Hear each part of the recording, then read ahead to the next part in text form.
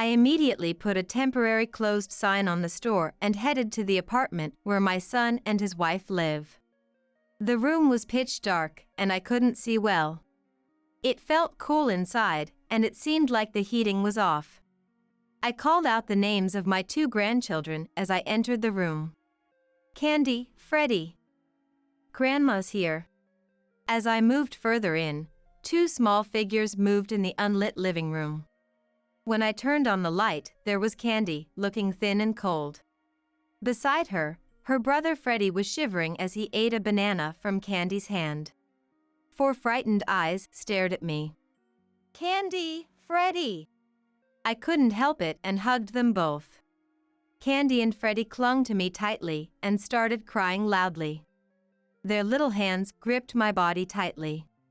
How scared and alone they must have felt. They must have been terrified and heartbroken, wondering why Mom hadn't come back from the hospital. Thinking about their feelings made my heart ache. Their dad wasn't here. When I called him to find out where he was, he laughed it off and said, "We're on a family trip, we'll be back tomorrow." "Is that so? Make sure you're safe." I said so before hanging up. He was in for a shock when he returned home. I'm Brianna. I run a small restaurant, and today, like every other day, lunchtime was hectic. This place, tomorrow, was inherited from my parents-in-law. Welcome. I'll get a table ready for you in just a moment. It's hard to keep up alone. Gerard, a regular, told me not to worry as I scrambled around. Take your time, no need to rush. His words provided a small comfort. Some customers have been coming since my parents-in-law's time, while others are new, coming because they live or work nearby. I love this busy time when customers enjoy our food. When someone says the food is delicious, I do a little victory pose in my heart. I used to run this place with my husband. People always feel down when they're hungry. That's why we cook to cheer them up. That was his motto. We used to enjoy brainstorming the menu, counting the till, and rearranging the seating. When our son Ethan was born, we continued like this until he reached high school. But when Ethan was in his 2nd year of high school, my husband passed away in an accident. It was a tough time, and I even thought about closing down. Ethan was preparing for university exams and couldn't help with the shop. I didn't think I could manage on my own. Then, one of our regulars said, "We'll wait for you," on the street with a warm smile. Seeing that smile, I decided to try running it by myself once again. It'll be all right, we can make it work. I downsized to a manageable size on my own, consulting friends and my still-living parents-in-law. 3 months after my husband's death, tomorrow had its restart. Ethan passed his university entrance exams and was accepted into his first choice school. I want to live on my own since it's far from home. Sure, that's fine. Let's go house hunting soon. I tried to accommodate Ethan's requests as much as possible. Because both my husband and I were always busy with the shop, we hardly had time for Ethan. The shop was flourishing, and we couldn't neglect it. After closing, my husband would stay for preparations. And I would come home to cook dinner and wait for him, entertaining Ethan. "Dad, are you working again today?" I remember Ethan asking that every night when he was little. With a look of loneliness. I wish we could have had more family dinners, but those were rare. I feel guilty for making Ethan feel lonely all this time. I want you to learn what you want, find what you love, and pursue it with all your heart. That's what I told Ethan on the eve of his university entrance exams and his moving out. Ethan just nodded silently, looking down. He said no more. Even after he started living on his own, I kept running the small shop by myself. We had enough savings for his university tuition, so we didn't need to use any scholarships. The 4 years he spent as a college student flew by in the blink of an eye. During that time, I continued to run the shop alone. After graduating, Ethan found a job and started working. Imagining Ethan leaving for work in a suit and tie made me smile quietly to myself, thinking about how much that little boy had grown. He even had a girlfriend he was serious about, planning to marry. I was so surprised when I met her that I almost couldn't believe my eyes. Ethan's girlfriend, Drew, was as beautiful as a magazine model. "Nice to meet you, I'm Drew. I'm dating Ethan." Her voice was so lovely and her manner of speaking so polite that I was overwhelmed. I thought she must be from a very wealthy family. "Not at all, we're just a normal family." She laughed, gracefully. I wondered what kind of charm Ethan had to attract such a wonderful person. They were already living together, or rather, Ethan had moved into Drew's place. I had no choice, my room was too noisy next to me. "No choice, Ethan." "It's fine. I was renting a slightly larger room anyway, so it worked out well." Drew said this cheerfully, as if to offer a lifeline. Her polite speech, graceful gestures, and bright smile. I liked her immediately and couldn't help but say, "Ethan may be like this, but please, take good care of him." Thus, they happily married, and 3 years later, they had 2 children. The firstborn was a girl named Candy. The second was a boy named Freddie. "I've become a grandma, haven't I?" I mused, speaking to my husband's photo. Even after the children were born, Drew made time to visit the shop. "Hello, Brianna." "Oh, welcome." "Drew, what about your work?" "After the children were born, I switched to a job I could do from home." "Oh, what a time we live in." I marveled, alternating my gaze between young Candy and Freddie. These little ones would also grow up and become independent like Ethan. Thinking about it made children seem all the more mystical, and I found myself staring at them longer. As the seasons came full circle, my 2 grandchildren grew. My face gathered more wrinkles, and before long, Candy was in elementary school. "Candy, how old are you now?" I asked her one day when she came to visit the shop. "I'm 6 now, and I'll be 7 on my next birthday." Her response was so mature, it didn't seem like she was in elementary school. She must take after her mom. According to Drew, she takes good care of her younger brother, which is a big help. "They don't fight and get along very well," she said, proudly talking about them. Everything seemed to be going well, and it felt like all was leading to a bright future, but that wasn't entirely the case. There was one thing that worried me. It was about Ethan. He couldn't seem to keep a job for long after getting employed. He left the company he joined right after graduating within half a year. "There's too much to do. It's not worth the salary." Then he got another job. But he left that one too, within 3 months. "I can't do what I want, and it's impossible to work without remote options these days. Changing jobs so frequently won't get you anywhere." "It's not my fault. It's the bad economy." He would always find some excuse to quit his job. Watching him do this made me sigh in resignation. "If you're not working, you should at least take care of Candy and Freddie." "Me? No way. That's Drew's job, not mine." Drew was the one supporting the family instead of Ethan. Even while talking to me, Ethan was glued to his smartphone. I wondered what he was so engrossed in. "Hey, Mom, take a look. I enjoy food blogging as a hobby and post it on social media." He showed me his phone, filled with photos of various dishes from different places. The photos of delicious-looking food. Ethan talked about his follower count and likes, but I didn't quite understand. "Why don't you stop playing around with that and get a proper job?" "It's not just for fun. I'm serious about becoming an influencer."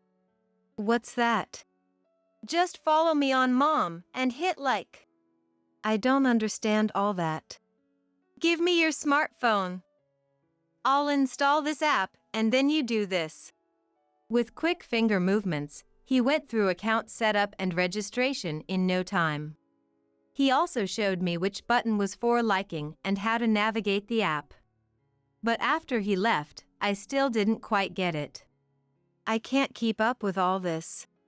I put the smartphone aside and focused on the shop's ledger instead.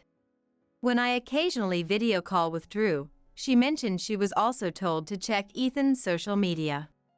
Despite having more important things to look after right here, I'm happier video calling with Candy and Freddie than browsing social media. Ethan had helped out at my shop for a bit right after he lost his job. He said it seemed easier than working at a company. Though no job is truly easy, having him help was appreciated. I heard it's becoming less common for children to take over their parents' businesses. I wasn't planning on forcing the shop on him. I was prepared to close it when the time came. However, I harbored a faint hope that maybe Ethan had changed his mind. Excitedly, I had Ethan help in the shop, greeting customers and taking orders. He got along well with the regulars, a refreshing sight. The first week seemed to start off well. Perhaps he's more suited to this than office work. That was what I thought, but from the next week Ethan began to slack off. He hardly took any orders, didn't clean up much, or assist customers. Worse, he started browsing social media in front of customers. He even asked customers, both regulars and new ones, to follow him and like his posts. The next day, Ethan didn't show up at the time he was supposed to work. Ethan, where are you? Are you off today? I quit that job. It was harder than I thought. After that, he wouldn't answer my calls, and I was back to running the shop alone. Ethan stopped coming to the shop altogether after less than 10 days. Since then, Ethan focused more on social media than anything else. Meanwhile, Drew recently started working multiple jobs and cutting back on sleep. I worry she might collapse from overwork.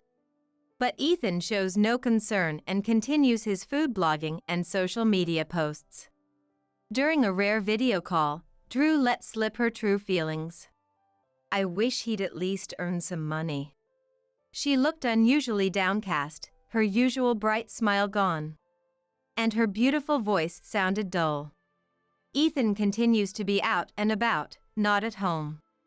When I criticize his actions, he always says, "Being famous and expanding my network will lead to a future." Despite doubting the reliability of his plan, I listened. But if Ethan could make a living out of it, I also wanted to support him. Somewhere deep down, I too indulged in the hope of letting Ethan do what he wanted. Drew, too, believed in Ethan and couldn't bring herself to criticize him harshly. His actions, whether due to them or not, did result in a slight increase in followers and likes.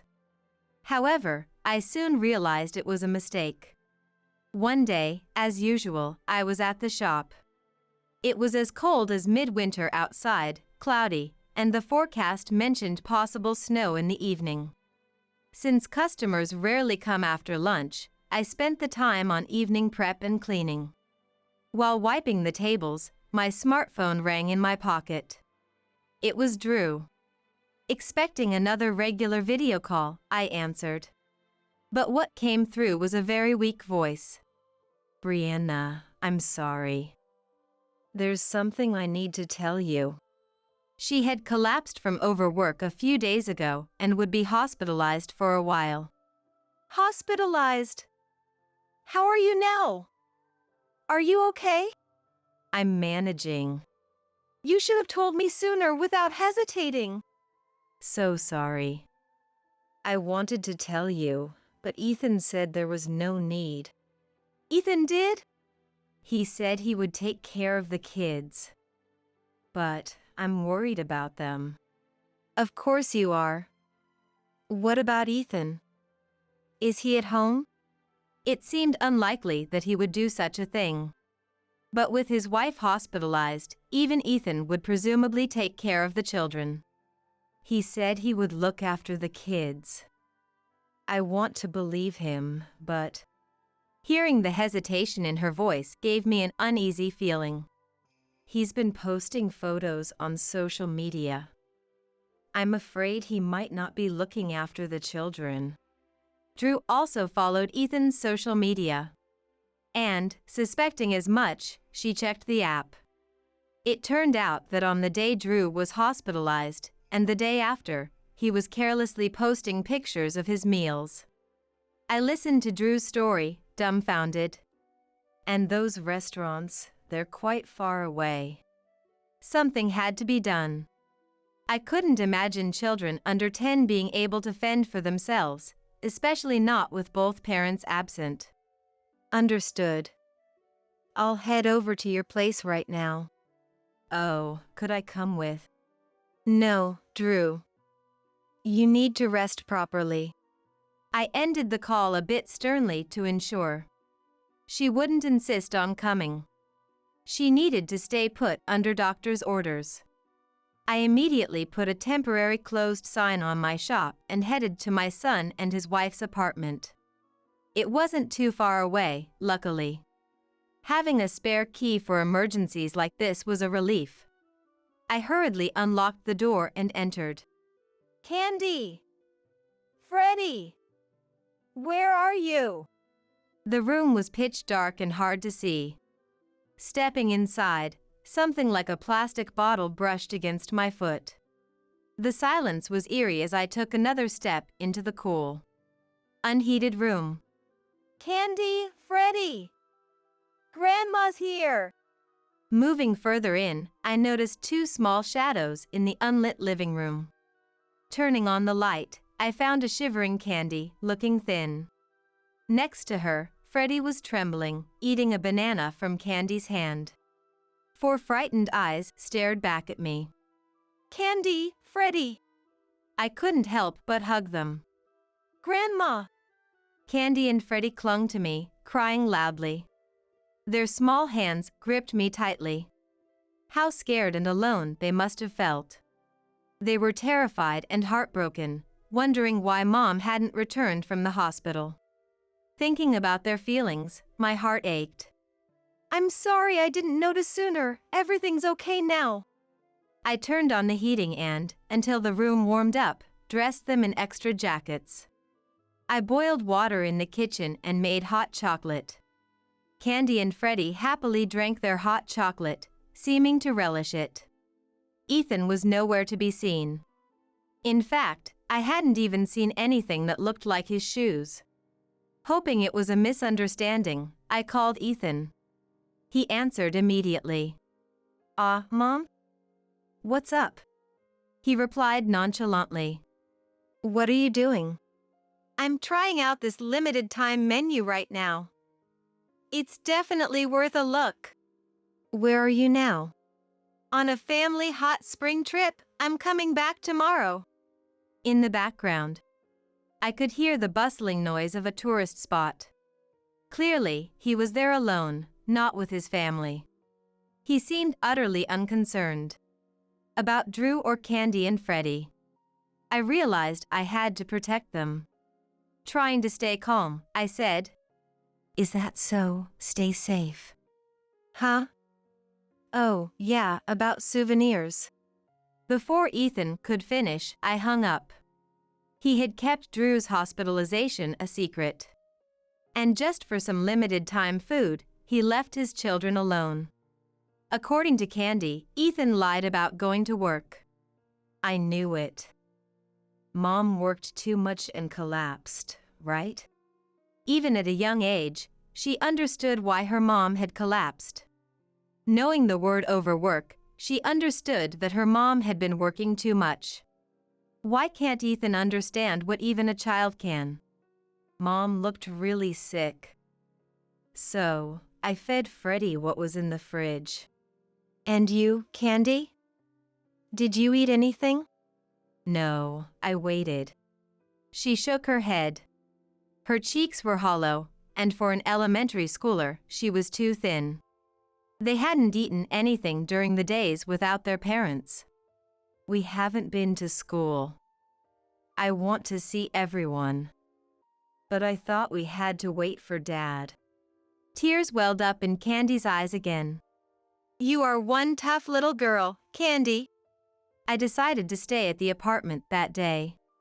I wanted to cook something for the kids, but the fridge was empty. Certainly, you can't make omelette rice with just ketchup. It can't be helped, let's eat out. What do you two want to eat? Their hunger unleashed a torrent of requests, unable to settle on just one. Eventually, we went to a restaurant where they enjoyed pasta, mac and cheese, and cake. Seeing their full smiles reassured me.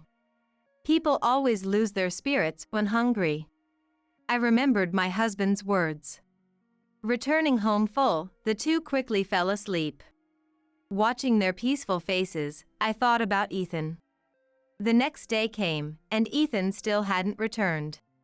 I checked his social media while talking with Candy. It's amazing how much information can be shared, but it also meant Ethan's actions were transparent. Today, he was at another restaurant, this time eating pizza. Ethan, just you wait. I took the kids to visit Drew in the hospital. It seemed we arrived just as she was being discharged. At the entrance, Drew and the kids joyfully reunited. But why are you here? What Ethan is doing is inexcusable. You all need to come home. But we can't impose on you. The one imposing is Ethan. I'm so sorry for what he's done. I whispered a plan to Drew. She was surprised at first, but then resolved to act. Eventually, Ethan returned home a week later than he said, only to find an empty house. What? What's this? Even this became a post on his social media, treating it as a joke. Minutes after posting, he showed up at my restaurant. Hey, listen, Mom. Drew and the kids. He started off incredulously, as if he couldn't believe it. Nobody's home, and everything's gone. And?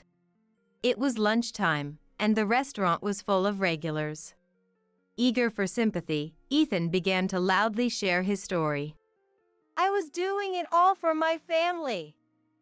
Working hard on social media, and my wife and kids run away. Oh, that's tough. While I listened disinterestedly, the regulars reacted differently. Chairs scraped as they slowly converged on Ethan. Terrible, right? Right, everyone? Ethan, clueless of the sentiment against him, tried to rally support. You're Eth on social media, right? Yeah. A fan? Thanks for following. Don't joke. You practically forced us to follow you. Huh? The others nodded in agreement.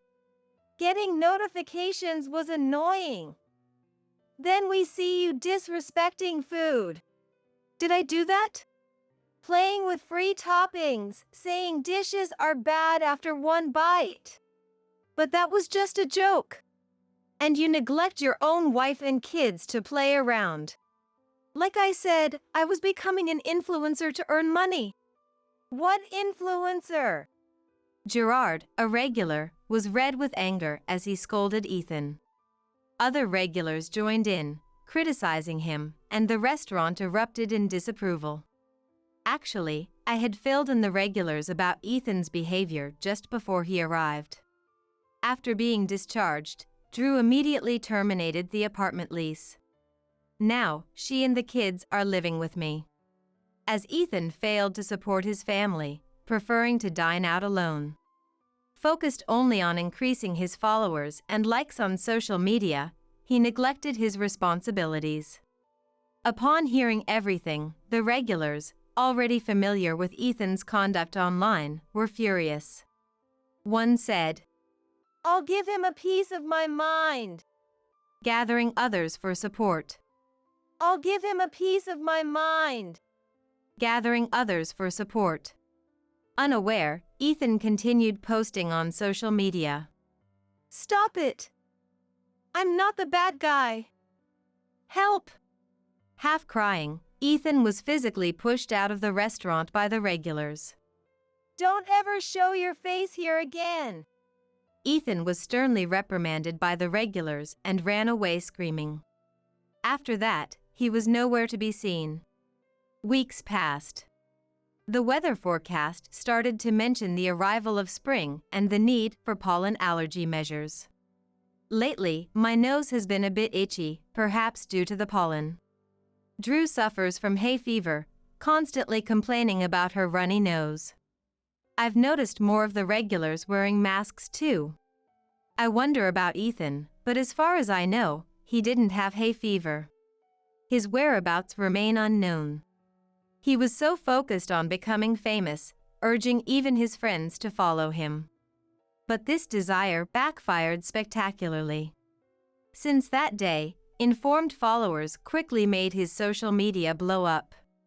Naturally, his identity was recognized by those around him, and returning to this town is unlikely now. His disregard for food got him the comeuppance he deserved.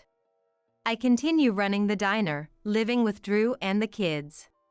Recently, we launched a website for tomorrow where customers can make reservations via smartphone. Drew, who works in web design, easily handled the task. The website features our dishes and the spirit of the diner inherited from my parents-in-law. And even mentions my husband. I never met my father-in-law, but through these stories, it feels like I have.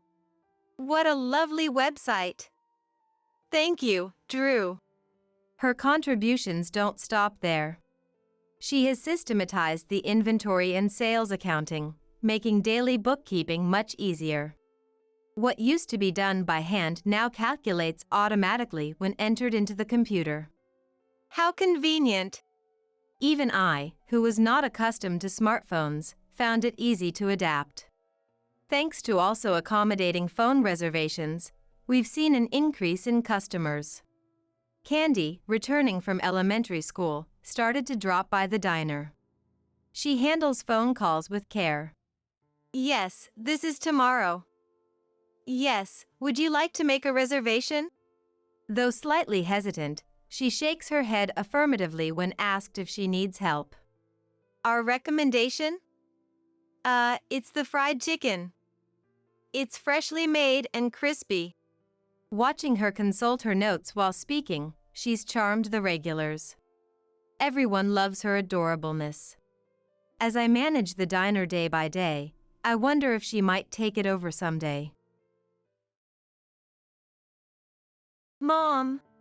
It had been over 6 months since I'd last heard from my daughter, Violet, when her call came through. And it was past 8 p.m.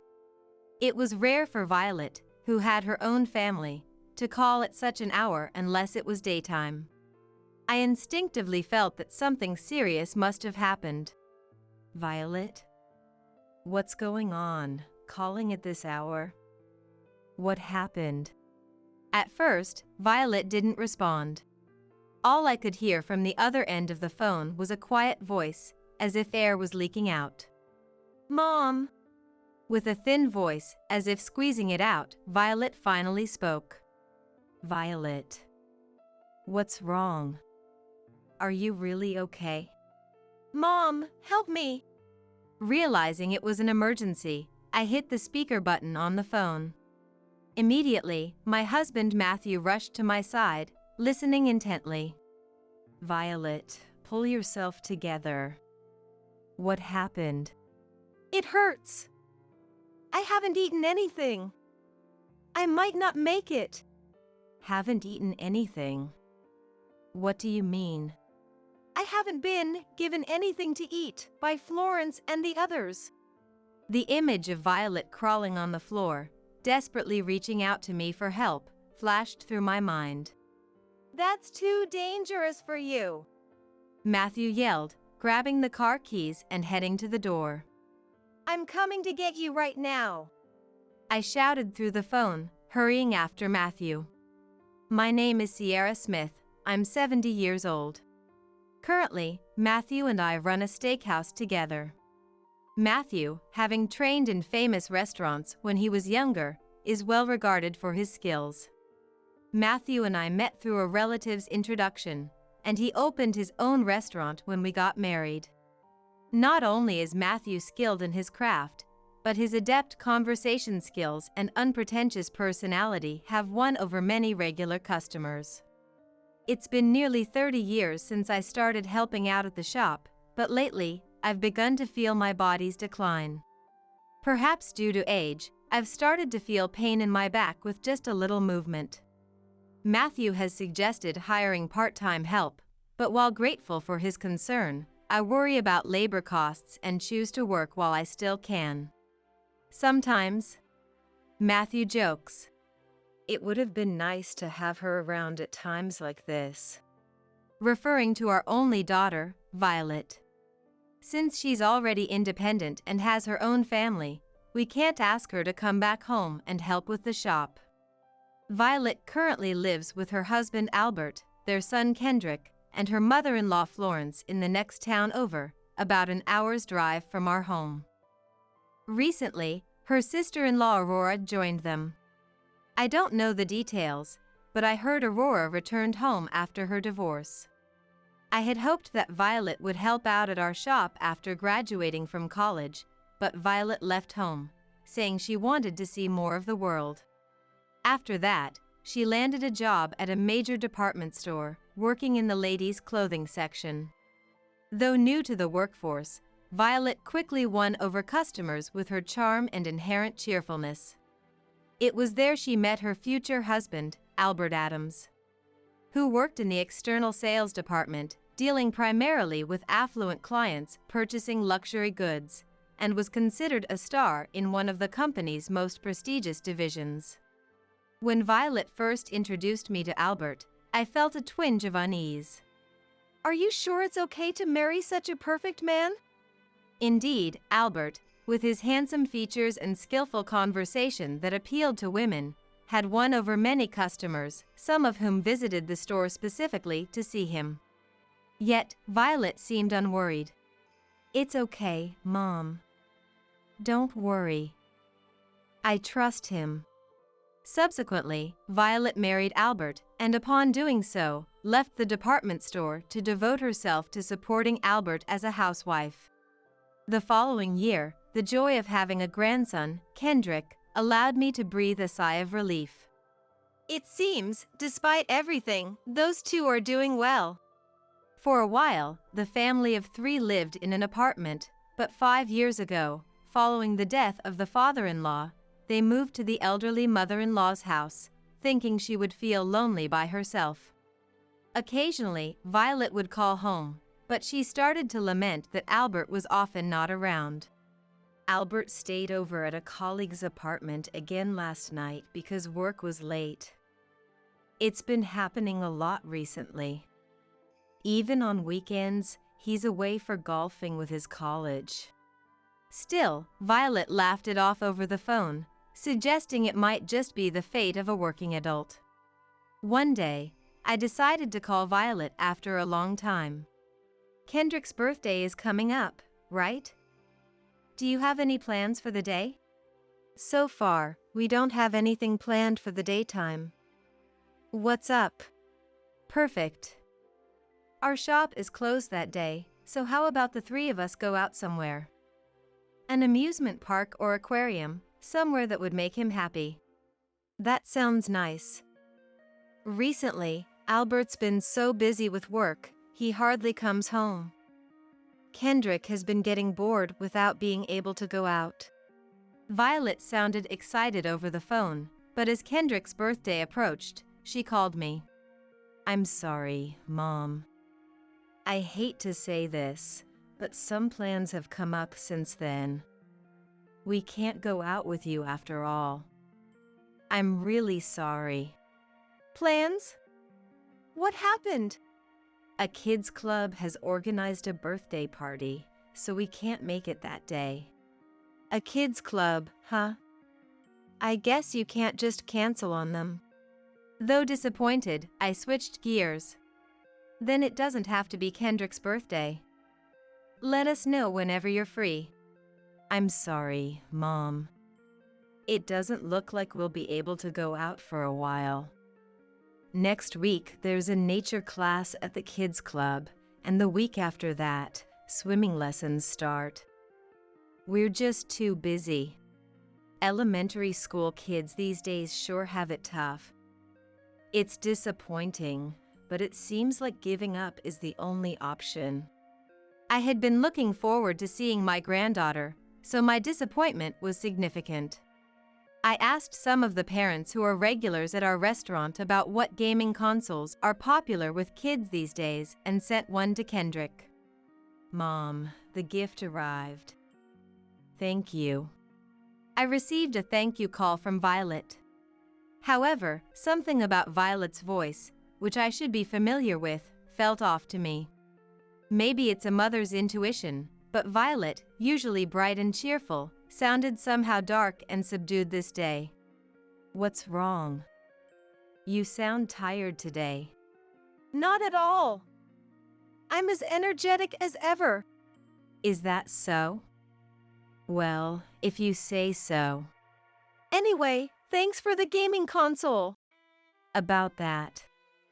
Since I'm not up to date with what elementary school kids like these days, I sent what was recommended to me. Did Kendrick really enjoy it? Of course he did. He was really happy, saying, "Grandma knows best." For some reason, Violet seemed in a hurry to end the call, as if she wanted to avoid prolonging our conversation. Are you guys doing okay? Why the sudden concern? We're managing fine. So don't worry about us, Mom. You've complained before about Albert coming home late.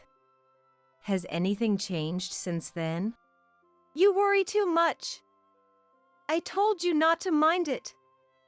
Forget about that. Look, phone calls aren't free, you know, so I'm going to hang up now.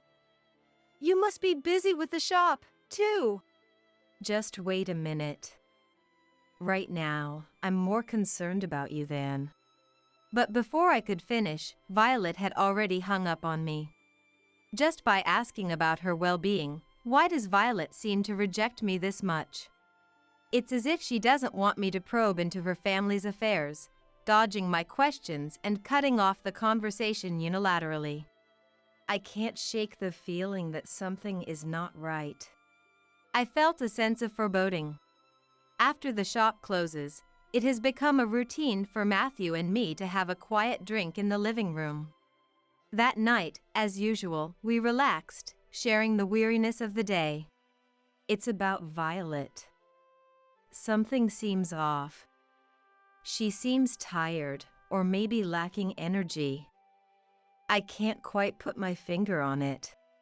Do you call her sometimes? I just called her this afternoon. But she cut me off abruptly. Is she keeping you at a distance?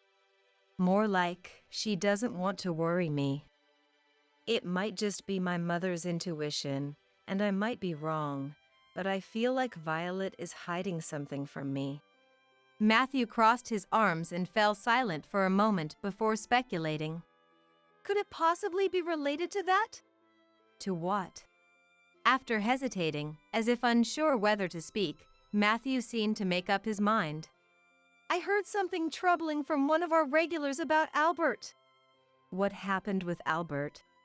The regular mentioned seeing him coming out of a pub with a woman, not Violet. That can't be. Albert wouldn't do such a thing.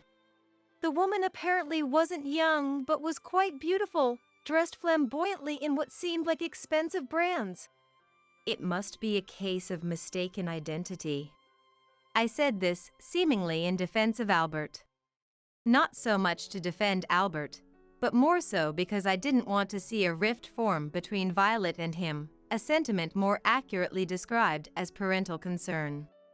Of course, the regular couldn't be sure it was Albert, just someone who looked somewhat like him. I didn't want to believe this witness account at face value. Yet, I've heard that Albert has been coming home late and going out more on weekends lately. Could it be that he is seeing another woman behind Violet's back, unknown to us? Without any concrete information, my thoughts inevitably drift towards the worst. I'm worried about Violet. She never complains or shows weakness. If she knows about this and is suffering in silence. Don't think too negatively. I'll see what I can do. For starters, we know a lawyer among our regulars. I'm thinking of consulting him. Since then, concern for Violet has preoccupied me daily, to the point of accidentally dropping and breaking dishes. What's wrong? You seem tired yourself. I paused my work to call Violet multiple times, but she rarely answered. When she did, her updates were surprisingly brief, simply saying, "I'm fine." But whenever I tried to delve deeper into family matters, she'd laugh it off and hang up quickly. Each time I heard Violet's voice over the phone, it sounded weaker, as if it might fade away at any moment. Recalling Violet's charming, beloved smile before her marriage, I felt increasingly overwhelmed by my growing anxieties, leading to tears. Then, about half a year later, I received a sudden call from Violet, who had not contacted us for some time. And it was past 8 p.m. Such calls from Violet, now with her own family, were rare at this hour unless it was daytime. I instinctively felt that something serious must have happened. Violet? What's going on? Calling at this hour? What happened? Violet didn't respond. All I could hear from the other end of the phone was a quiet voice, as if air was leaking out. Despite holding the receiver, I was certain it was Violet. Is there anyone around you? Are you alone there? The lack of noisy chatter in the background led me to this conclusion. Mom. With a feeble voice, as if squeezing it out, Violet finally spoke. Violet. What's wrong? Are you really okay? Mom, help me. Sensing an emergency, I pressed the speakerphone button. Matthew quickly came to my side, listening intently. Violet, pull yourself together. Tell Mom what happened. It hurts. I haven't eaten anything. I might not make it. Haven't eaten anything? What do you mean? I haven't been given anything to eat by Florence and the others. The image of Violet crawling on the floor, desperately reaching out for my help, flashed through my mind. Violet is in danger, Matthew yelled, grabbing the car keys and heading towards the entrance. I'm coming to get you right now. I shouted through the phone, quickly following Matthew. During the drive, we were silent the entire time. Matthew kept his mouth shut, gripping the steering wheel, his brows furrowed, veins standing out on his forehead. There was an indescribable anxiety and anger at the possibility that our precious Violet was being subjected to injustice. If I looked in the mirror, I'm sure I would see the same expression on my face as on Matthew's. Holding back the tears, I closed my eyes and saw Violet's innocent, youthful smile. The image of a pure, innocent girl reaching out to Matthew and me with her tiny hands, trying to share happiness, filled me with frustration. Violet was asking for help. Thinking this made us feel incredibly ashamed for not noticing her suffering sooner. Even without seeing her directly, it was clear from her voice on the phone that Violet was severely weakened. I couldn't believe that Violet, who always had a vibrant smile, was now in such a state, calling for help. Looking out the passenger window at the dark town, I thought, This must be a dream, a bad dream. Passing through a quiet residential area, the light leaking from each home seemed to carry the laughter of families, reminding me of what Violet in our life should be, which brought more sadness. The journey that usually takes an hour during the day was quicker due to the lack of rush hour traffic, and we soon arrived at the Adams house. Are you okay? If you want, I can go in alone.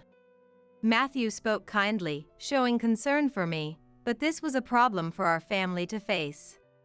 Preparing for whatever reality awaited us, I resolved.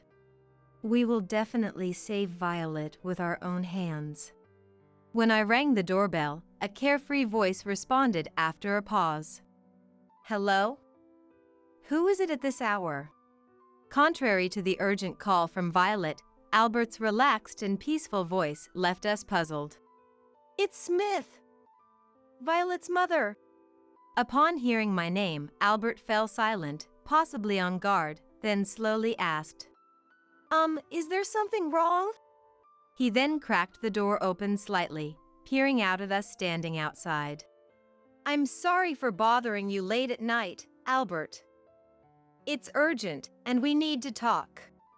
Matthew wedged his foot into the slight opening of the door and forcefully pushed it open. What are you doing, Matthew? We're coming in. We barged in with a determined attitude, not taking no for an answer. Standing in front of a dimly lit, narrow room at the end of the hallway. Is Violet in here? There's no explaining why we thought Violet was in this room, but we instinctively knew she was here, calling out to us for help. This is outrageous. Even if you are Violet's parents, I'll call the police. Good. That way, the police can witness this too. Without hesitation, Matthew forcefully slid open the room's door. There, Violet was curled up on the floor, resembling a worn and discarded mop. It took a few seconds for my brain to recognize that it was indeed Violet, so emaciated and altered was her appearance. Violet! Oh, what has happened to you? We rushed to Violet, lifting her weakened body in our arms. Mom, help me! I'm in pain. I can't take it anymore. Barely speaking between erratic breaths, that's how Violet responded. It was immediately clear that Violet was delirious and suffering from dehydration. What are you doing here? Leave immediately.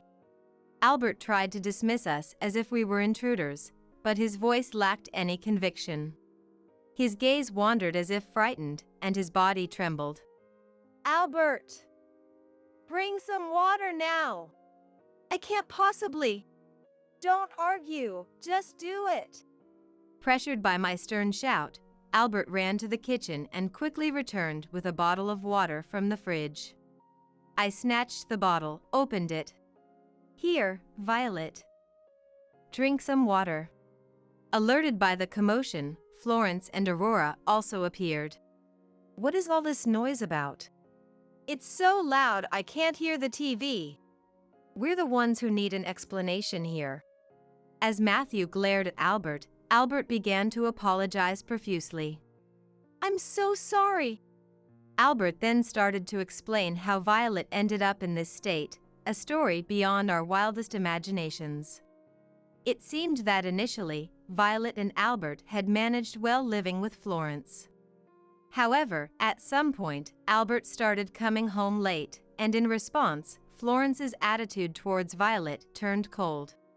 One day, when Violet felt anxious about Albert's late returns, she sought advice from Florence. Instead of addressing her concerns, Florence blamed Violet for Albert's absence. Violet couldn't understand why she was being blamed. It's because you haven't returned to your pre-pregnancy figure, Florence told her. Following that, Florence began imposing all household chores on Violet and even restricted her meals. Despite this, Violet remained upbeat, brushing off the unreasonable demands, but it seemed Florence found no amusement in her resilience. The harassment escalated, and under the guise of preventing secret snacking, Florence took control of all Violet's finances. Seeing an opportunity for entertainment, Aurora, the recently divorced sister-in-law, joined in, with Florence assigning her to monitor Violet whenever Florence was away. The hardest part for Violet was being denied the opportunity to care for Kendrick herself.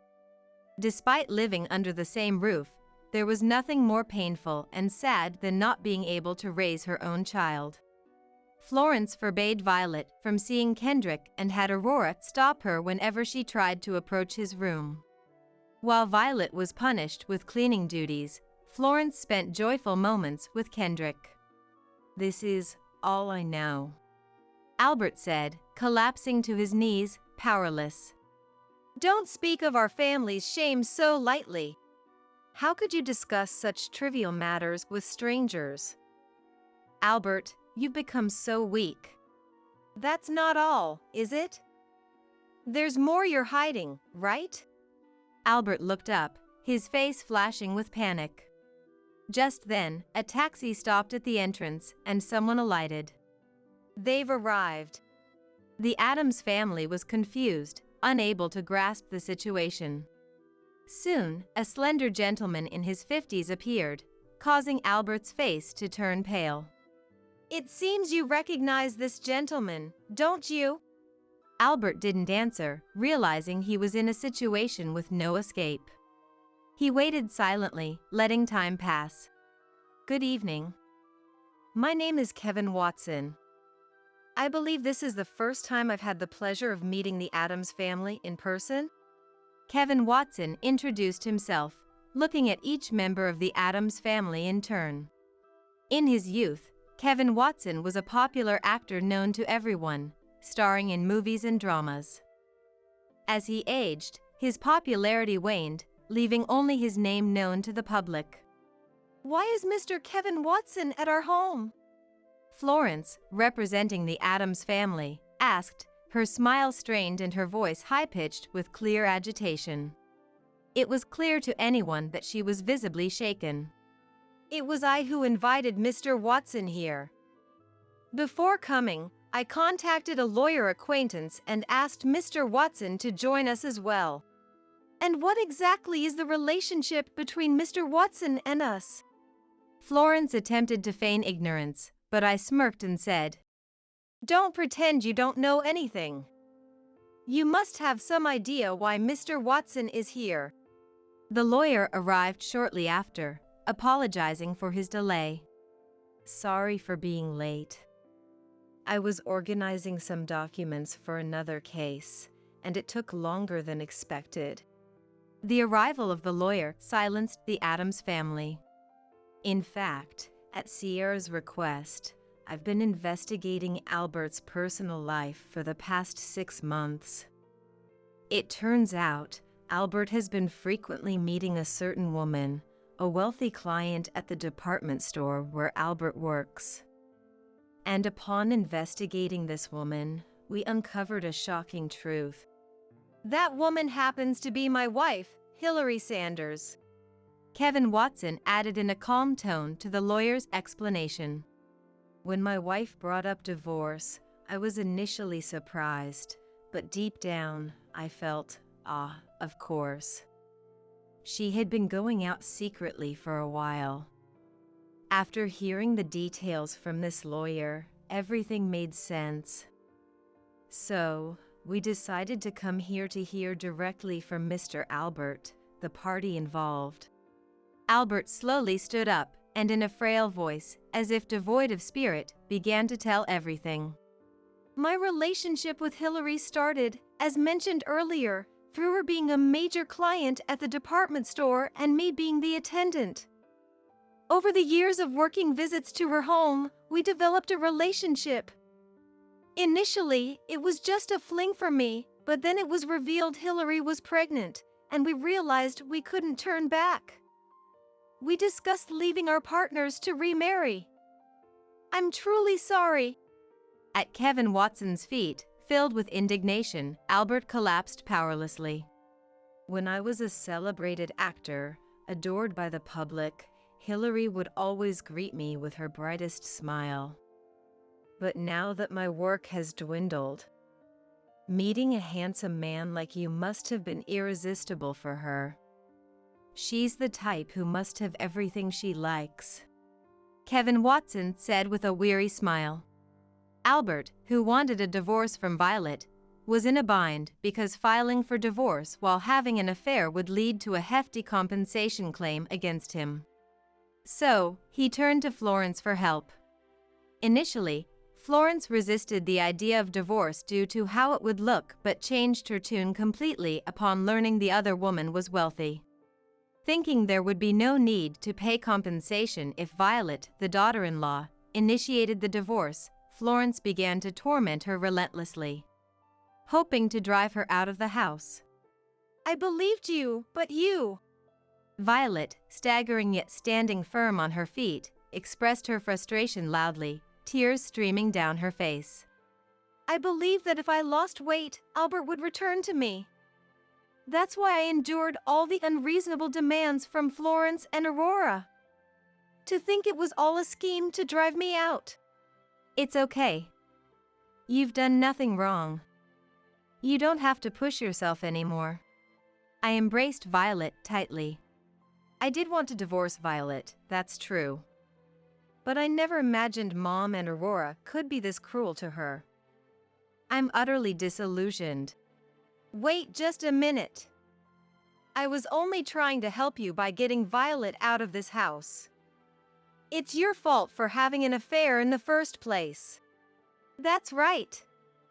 Albert, you've been silently condoning what we've been doing. Don't act like you were oblivious to it all now.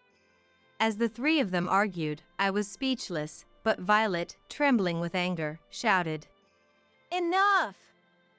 If you so desperately wanted me out of here, I'll leave on my own. Oh, that would be a relief. You're mistaken to be pleased, Florence. I will never forgive you. Once we're divorced, I will indeed demand a substantial amount in compensation, just so you know. With that, Violet called out with a voice that echoed through the house. Kendrick! Where are you? Come here, we're going to live with Mom and Grandpa and Grandma from now on. Okay, coming. Kendrick cheerfully ran down the stairs and hugged Violet. Subsequently, Albert, exposed for his affair with a client, was dismissed from his company for severely damaging the corporate image. Following her declaration, Violet filed for divorce and sued Albert for a significant amount in compensation. After losing his job and being ordered to pay compensation for the divorce, Albert, following a major argument with Florence and Aurora, was forced to reluctantly sell the house. Violet's anger did not subside with this. She also demanded substantial compensation from Florence and Aurora for the mental and physical distress they caused her. Despite the harassment from Florence and Aurora, Violet had meticulously documented the daily events in a notebook, which proved advantageous in court. Returning to her parents' home, Violet gradually healed both mentally and physically, reverting to her cheerful self. There were ongoing issues with the Addams family, but with the help of a skilled lawyer, everything was resolved. I heard through the grapevine that Albert and Hillary had a child. After losing his job and the house, Albert, supported by Hillary's wealth but devoid of the will to work, grew increasingly unkempt. Moreover, with the elderly Florence and the nagging Aurora joining them, Hillary, raised in luxury, could not stand it and eventually left with the child. What became of the Addams family after Hillary left is neither within my knowledge nor my interest. Well, I've slacked off enough. Time to get to work. With renewed determination, Violet started helping out at the store, taking over for me as I struggled with back pain. Having worked in customer service at a major department store, Violet's reputation quickly made our shop a local sensation, drawing long lines of customers. With our new promotional model in place, I have no regrets. I stepped back from the storefront, spending my free time watching over Kendrick as much as possible. Kendrick, soon to be a middle schooler, declared at his elementary school graduation, "I want to be a cool chef like Grandpa." His proclamation brought Matthew and me to tears. We are now eagerly looking forward to his future. Finally, the nuisance is gone. From today, we're living with my parents at my house. Matthew's words hung in the air as I stood dumbfounded in front of our demolished family home, right after my parents had passed away. What are you talking about? Have you lost your mind too? Hurry up and bring the inheritance over to my place. I couldn't help but burst into laughter at his words. I see. So that's what this was about. What? Why are you laughing? You guys don't know? Know what? As I laughed, Matthew and the in-laws looked at me quizzically. It was then that I decided to tell them the truth. My name is Madison. I was born the eldest daughter in a family of ordinary full-time working parents. I have one older brother. A perfectly normal family. At 29, I married my husband Matthew, and we had 2 children. Juggling work and child-rearing, before I knew it, I was already 55. Our son, Kenneth, and our daughter, Amelia, had grown up and become respectable members of society. They were both living on their own, struggling with their new careers. Now it was time for Matthew and me to enjoy some peace. It was a plain life, but a happy one. I had always thought we would continue to age together like this. But then, one winter day, everything changed. Dad was in a traffic accident and passed away suddenly. He was only 72 at the time. Our family was engulfed in sorrow, especially since Dad had been so healthy. Mom was particularly devastated, hardly able to eat. Mom, I know you're sad, but you have to eat. I kept telling Mom this over and over. I know, but I just don't have an appetite. It feels like there's a lump in my chest. My brother and I thought Mom was just going through a rough emotional patch, so we watched her for a while. But then, Mom's weight started to drop rapidly in just half a month. Worried, I decided to take her to the hospital. What?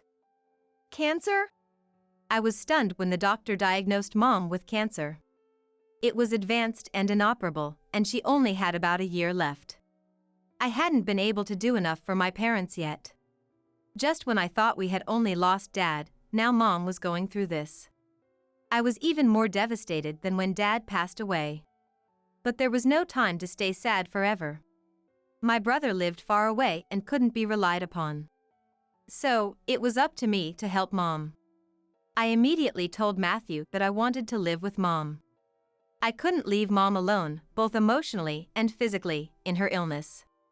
But Matthew's reaction was not what I expected. What? We just finished the funeral, and now I have to deal with your parents again? Matthew said this with a sigh, sounding annoyed. You don't have to say it like that. Isn't it enough to just drive her to and from the hospital? Why do we have to live together? I think she'll feel lonely. If it's not okay, maybe I can live at my parents' house for a while? I suggested. Then, Matthew said indignantly. What? And who's going to take care of my meals then? I'll come over to cook, of course. What about cleaning? Laundry? Who's going to do all that? I was rendered speechless. I intended to do what I could, but I couldn't handle everything as usual. His pointed remarks hurt. I couldn't argue back if someone said that my desire to help and nurse Mom was just my selfishness. I knew Mom would probably hesitate and insist that everything should stay the same. But I desperately wanted to show my filial piety. Fine, but I'm not helping with anything, understand? Matthew grudgingly said this to me, who was silent. Although his attitude was arrogant, he had ultimately given in. I'm sorry, and thank you. Even though I thought he was being quite terrible, he had agreed to my request.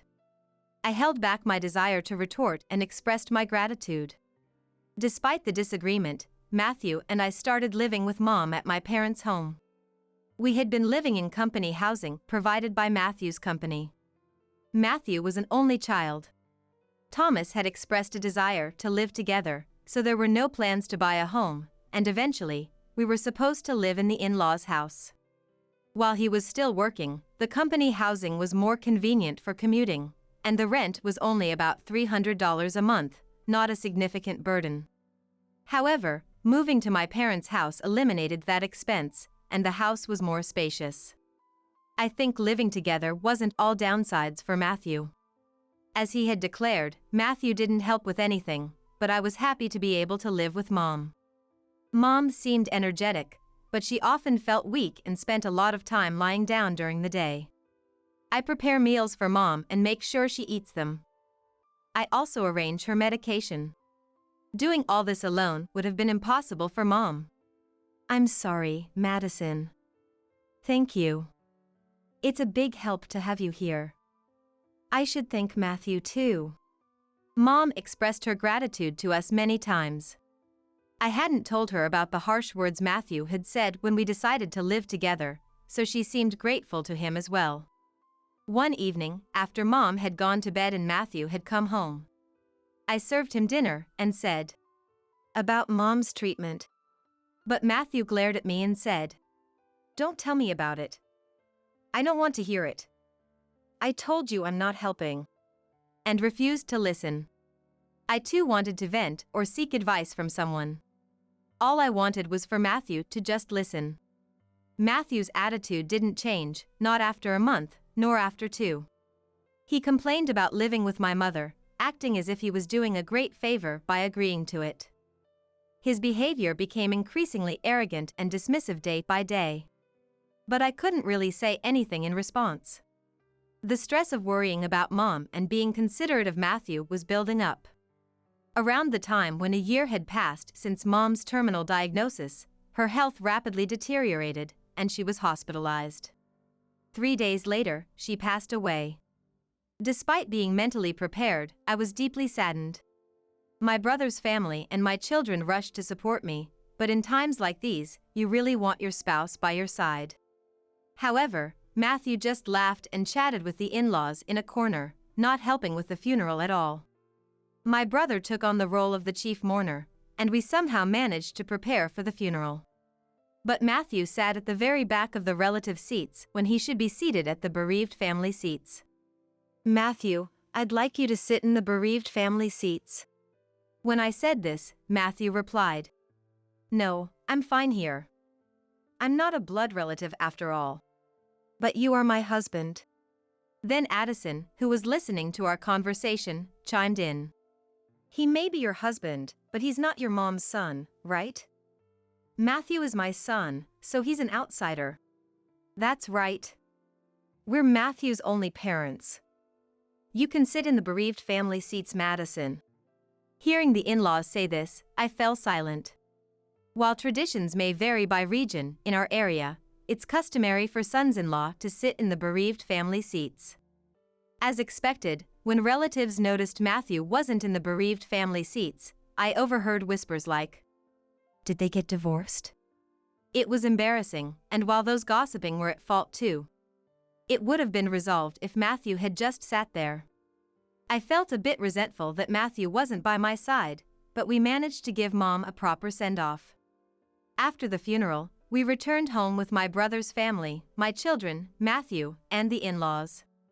"Thomas, Addison, thank you for coming during this busy time." I expressed my gratitude to the in-laws and served them coffee. Then, they said, laughing, "Really though? First your father passed away, and now your mother.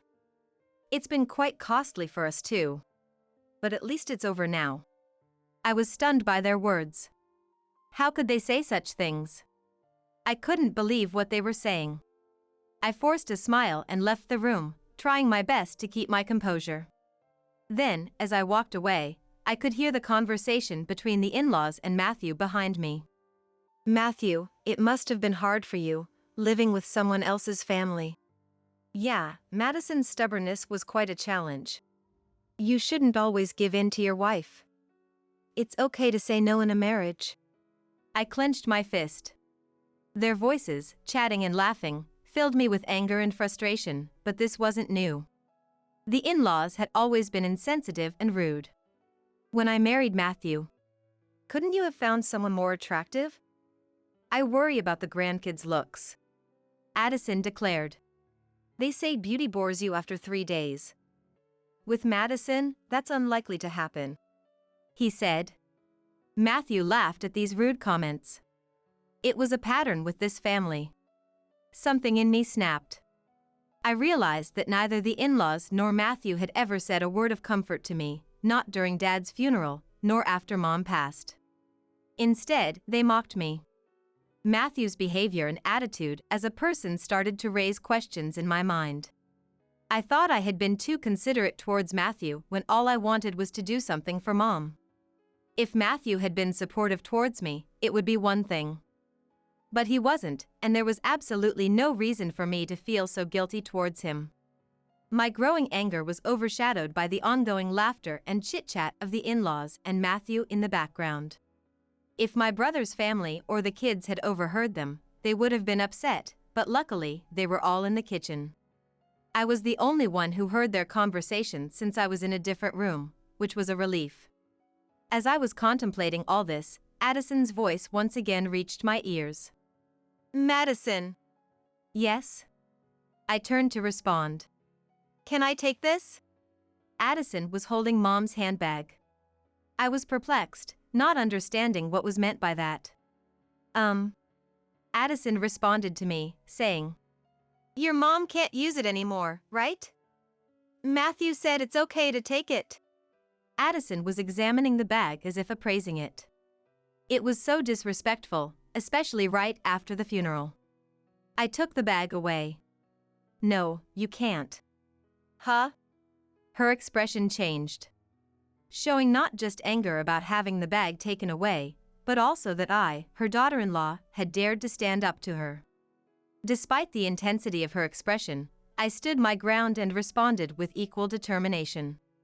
We're not ready to go through Mom's belongings yet. We'll divide her things among family members later. Addison was furious. What? Are you saying I'm an outsider? Didn't you just say at the funeral that even Matthew was an outsider? How does that make you family? I couldn't help but retort. Hearing my words, Matthew and Thomas also turned red. What are you saying? Apologize to Mom. How rude for a wife to say such things. Hearing the commotion, everyone else came from the other room.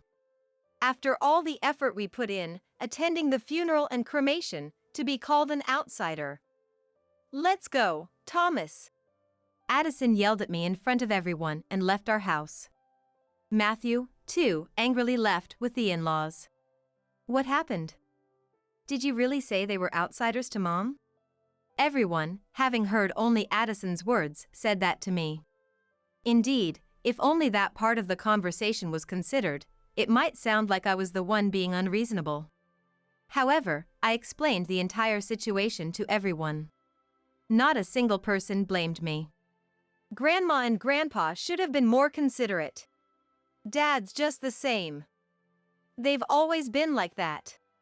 My kids stood by me, but I couldn't forgive those three. Matthew didn't come home for a while. And I didn't contact him.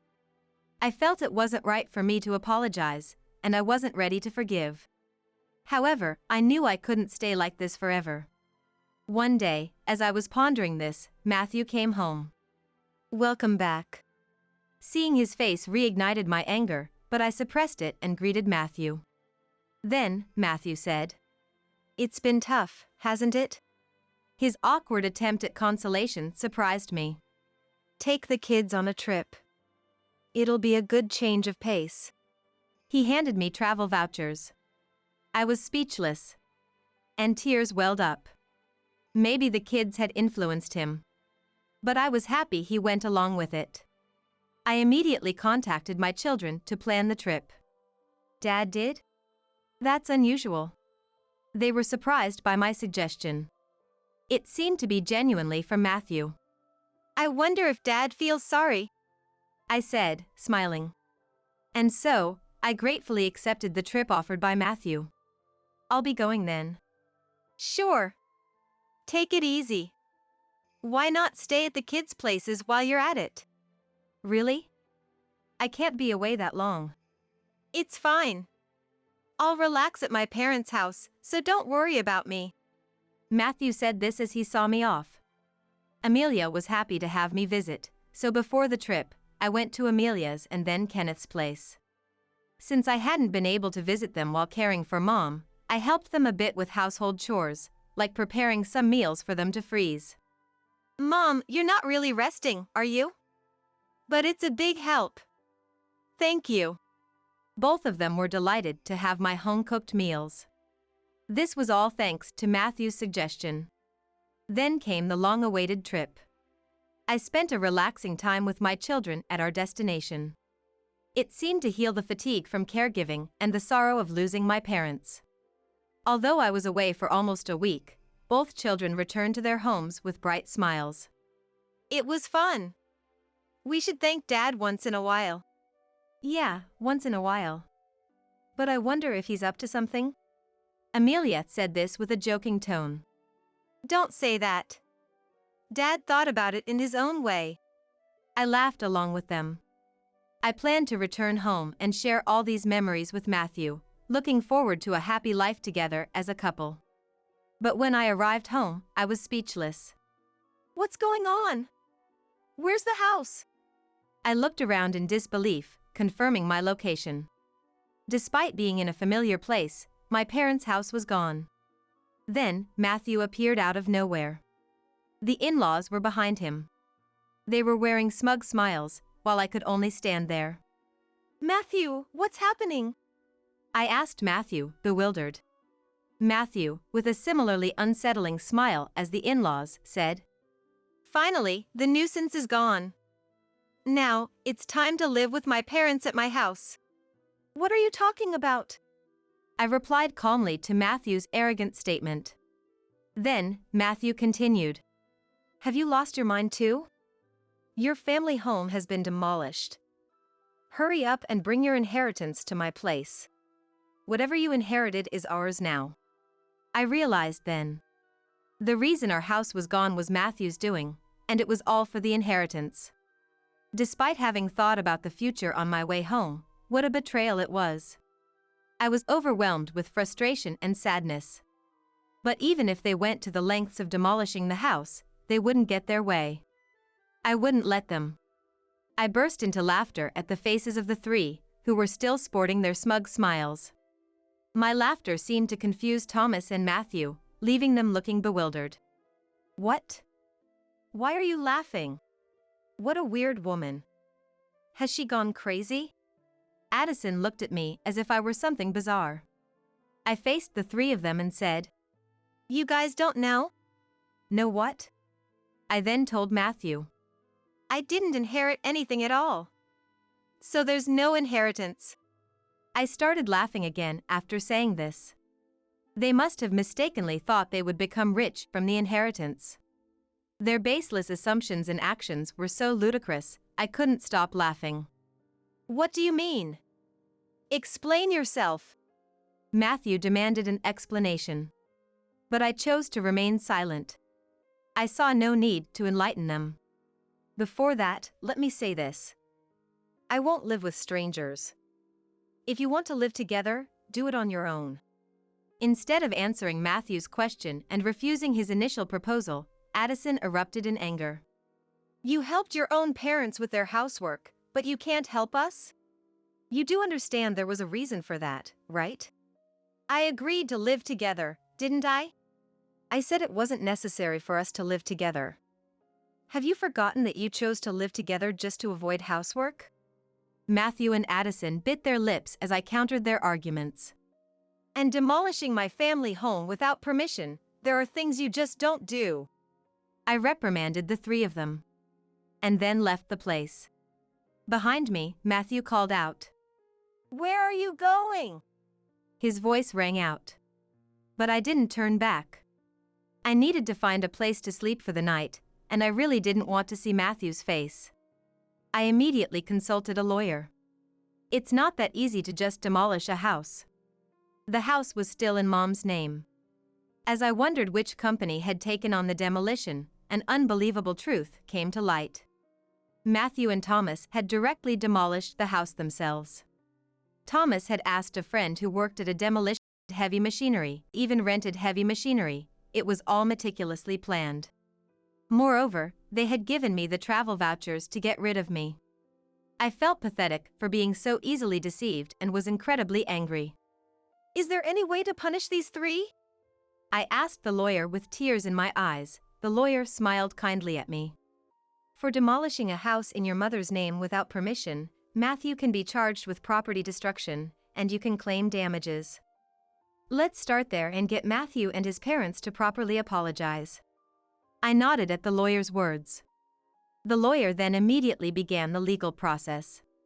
A few days later, after learning about the situation, an enraged Matthew called me. What's this legal notice about?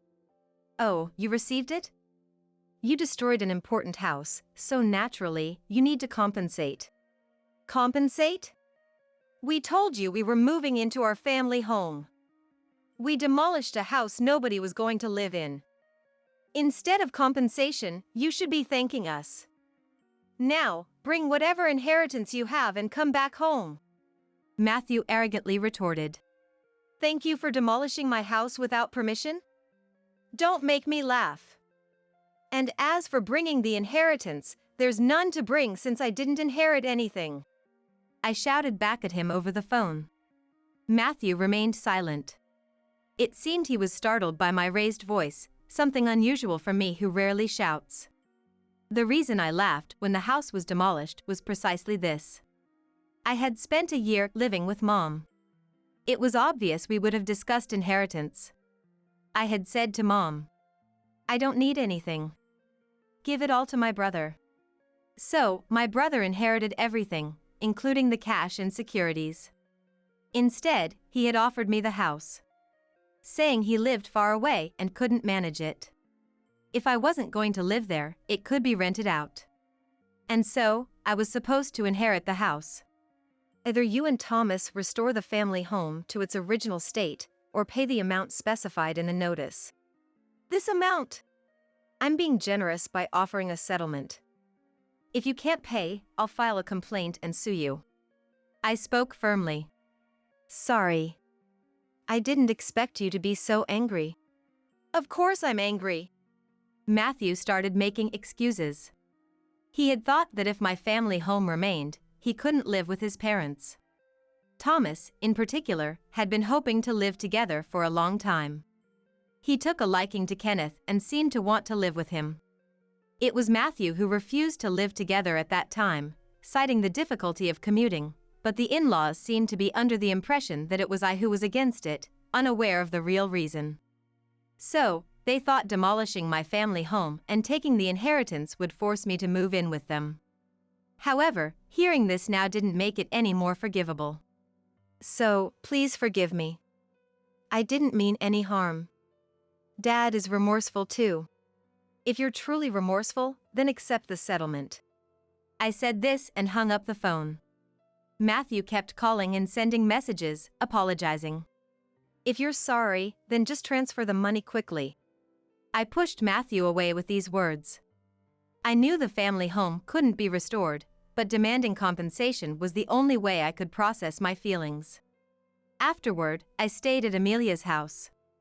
My brother's family and my children were aware of the situation. Even though my brother must have been angry about the house being demolished without permission. I won't interfere, but I'll help if you need it.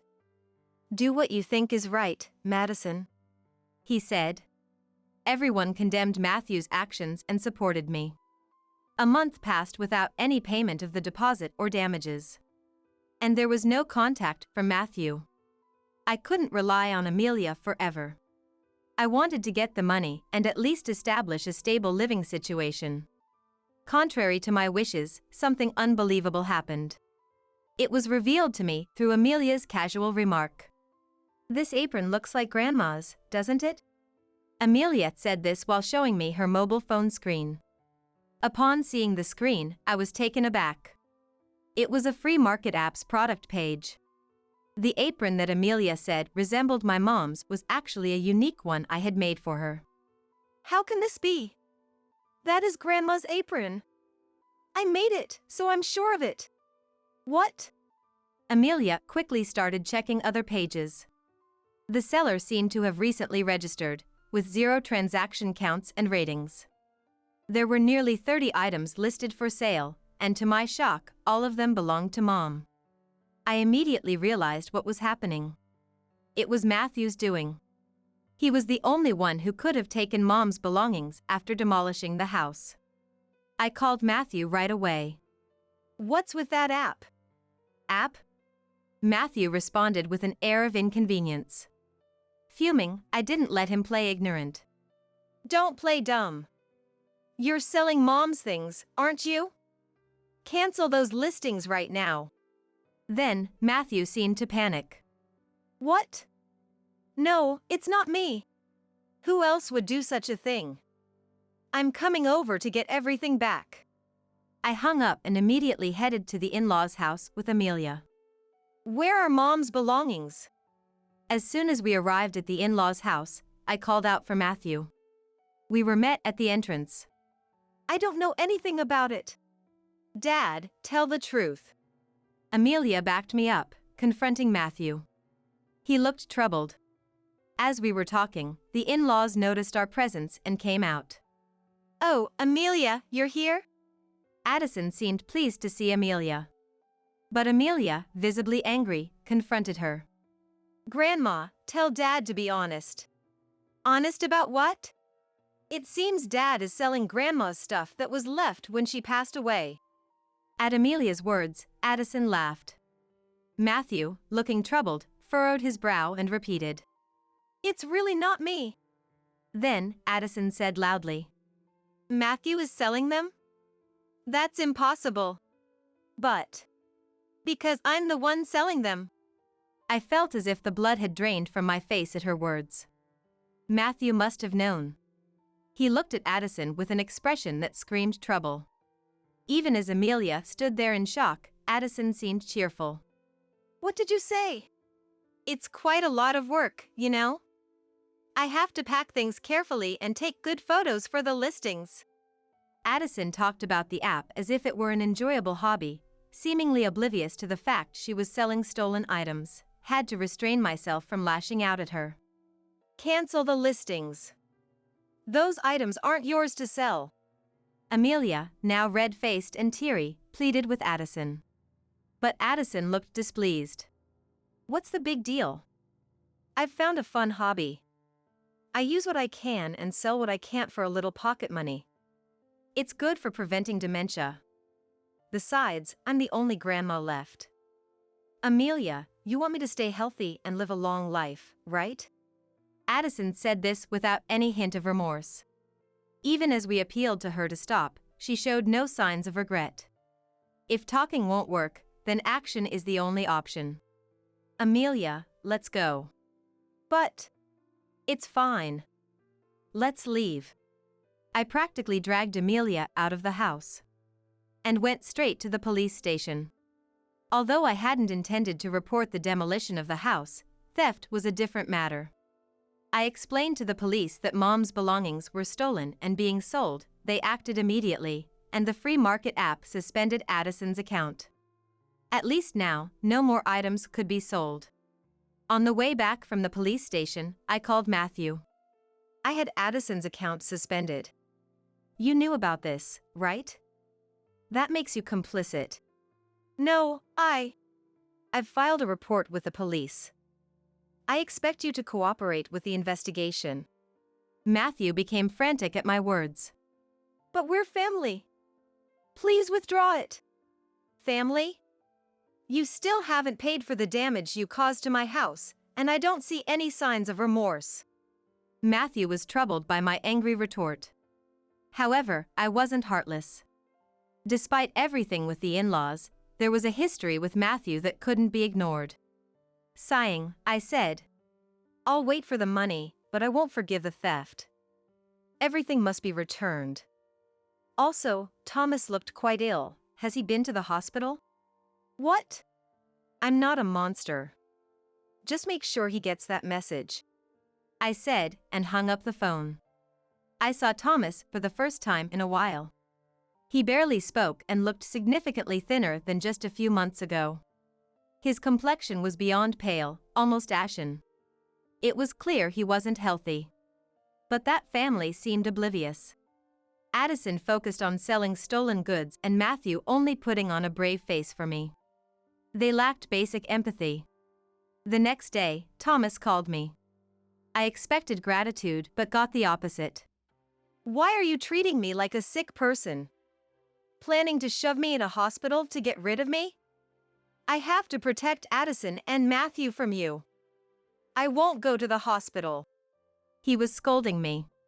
Here I was, concerned about him, and this was his response. I apologize if I overstepped. I was just worried. I'm not weak and short-lived like your parents. Don't insult me. His words irritated me, but a few days later, he apparently felt unwell enough to visit the hospital. The diagnosis was terminal cancer. Matthew, in a panic, called me. Dad's got terminal cancer. What am I going to do?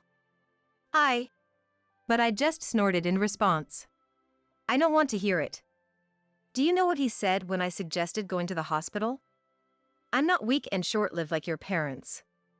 Do as you please. How can you be so heartless, Madison? Who's the heartless one? Did you ever say a kind word to my mom when she was sick? Reflect on your own actions. I said this and hung up the phone. As expected, Thomas soon passed away. I didn't want to hold negative feelings towards someone who passed away, but I couldn't muster any tears for him, remembering all he had done and said. After his funeral, his will was discovered. The man who insisted he wasn't short-lived had everything meticulously planned. The house goes to my grandson, Kenneth. The rest of the estate is to be split between my wife and eldest son. I was surprised to hear Kenneth's name. Thomas had always favored Kenneth and wanted to live with him. Perhaps he hoped Kenneth would live in the house after he was gone. To Kenneth, this might have been an inconvenience. You should renounce the inheritance. You don't need that house. I advised Kenneth, but he was happy to receive it. The inheritance tax was a burden, and there seemed to be no benefit for Kenneth. However, he was pleased, so I decided not to interfere further. Kenneth inherited the house as per Thomas's will. Addison seemed pleased and paid the inheritance tax. He's our heir, after all. It's only natural, she said. Well, that's not incorrect. I was a bit downcast, feeling like I had lost Kenneth, but then something unbelievable happened. Come to our place. I received this message from Matthew and immediately went to the in-laws' house. There, like me once, stood Addison and Matthew, stunned in front of the house. In front of me, on the grounds of the in-laws' house, there was a truck with Matthew's name on it, along with employees. And there, right before my eyes, the in-laws' house was being demolished. What's happening? It's my house. I can do whatever I want with it, right?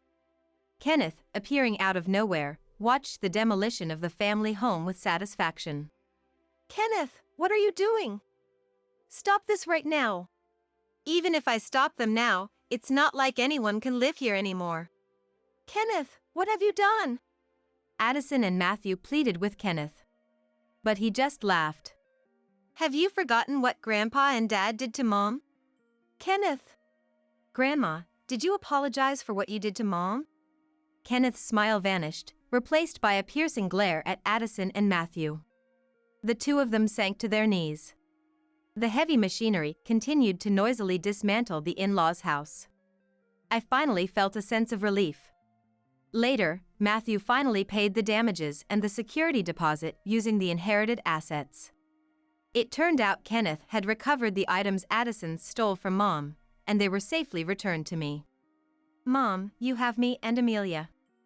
Don't worry. I shed tears of relief at his words. Addison and Matthew, having lost their home and with no money left, were now back in company housing. Matthew and I left the company housing. And now, returning to it with his mother, they've become the talk of the town. People are wondering what happened.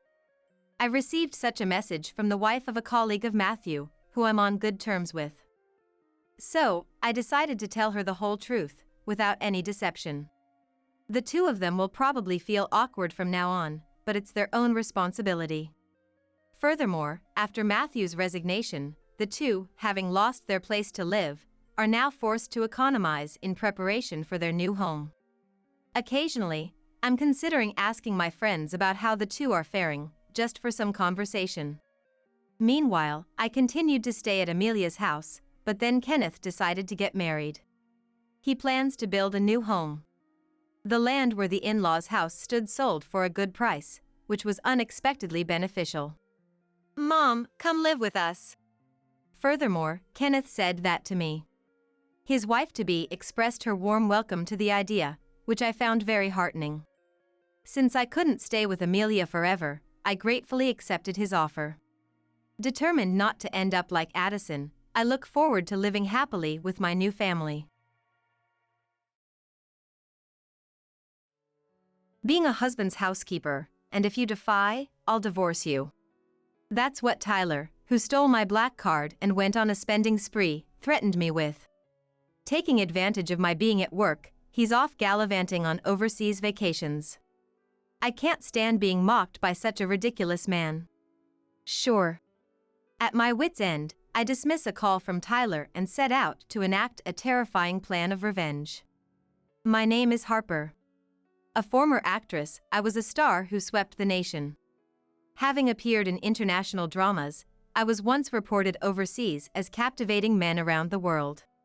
My popularity back then was extraordinary. My retirement from the entertainment world came about when I married Tyler, my then manager. He was my rock, skillfully supporting me as I tirelessly traveled the globe. He took care of everything, from my health to my personal life. Even after leaving showbiz, he's been a great help with the business I'm currently handling. Now, we collaborate and run a company related to apparel. I retired from the entertainment industry to marry him, and that was 10 years ago when I was 21. At the height of my fame, my retirement announcement had the media swarming my house daily. Even fanatical fans showed up. Every day, I received letters begging me not to quit, and my departure even caused a societal stir. Rumors and various media coverage abounded, but Tyler and I, oblivious to public opinion, married at the peak of our happiness. Everyone around me supported this decision. Just before retiring, I launched my own apparel brand, and now Tyler works there as an employee. I've entrusted him with the finances, while I, as a president, market our models. Though our life seems perfect, it's been far from it lately. Tyler's been acting strange. He comes home exhausted, sighing heavily, and gazes at me with an indescribable look. What's wrong, Tyler? You've been down lately. Trouble at work? I've always understood that he tends to internalize things. That's why, during our time together, I often try to gauge his mood. It seems he struggles to voice his worries and complaints on his own, always waiting for me to intuitively act.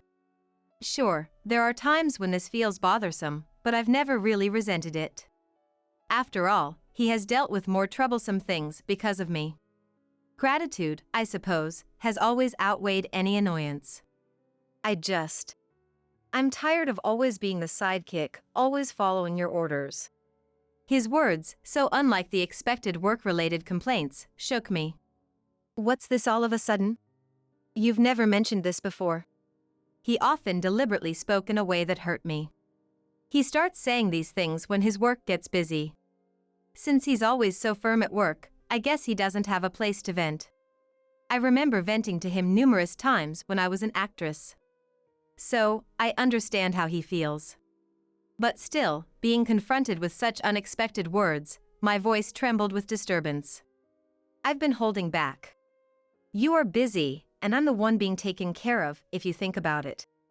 He earns decently, but after all, he's just an employee at my company. I'm the higher earner. I never thought income mattered in our marriage, so his words were a shock to me. Even when you come home, it's all about work. You hardly pay any attention to me. When we go shopping together, you buy whatever you want without a second thought. How do you think I feel watching that? I'm actually quite patient. Why can't you be more considerate? He, pouting like a spoiled child, looked at me with dissatisfaction. Honestly, his words irritated me. Our household mostly runs on my income. I told him he could do whatever he wanted with his salary. It's my way of thanking him for all the trouble he's gone through for me. There were times when we were poor, and he supported and provided for me. I thought I was repaying him for all his sacrifices, even until the day I retired, by letting him use his time as he pleased. It's heartbreaking to hear such ungrateful words from him. The clothes and accessories I buy during our shopping trips are from money I saved. If anything, I'm the one who's been holding back. These thoughts flash through my mind, and anger starts to build within me. Harper, you're just too free. I want more time off, and I'd like to travel leisurely. The job at the company pays well but leaves no time. I joined your company specifically to ease your burden. Don't I deserve some gratitude? Instead of prioritizing your time, give me some time to rest too.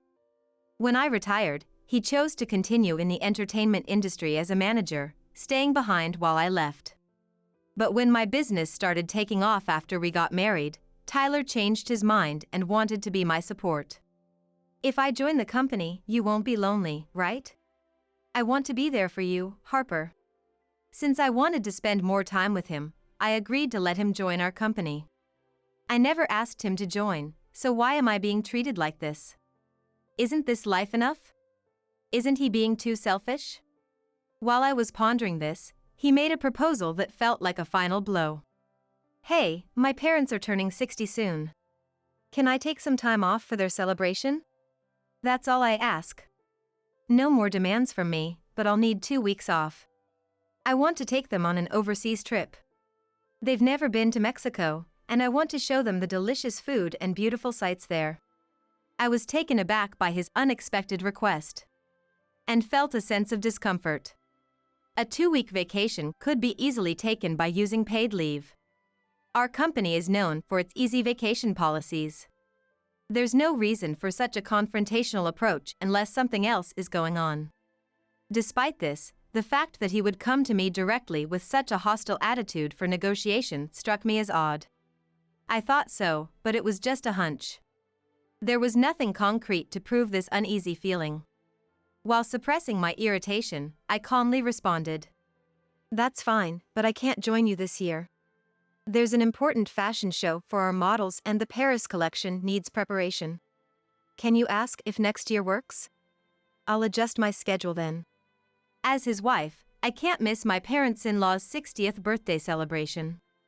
But this year, our company has 2 major events, and I can't afford the time to travel.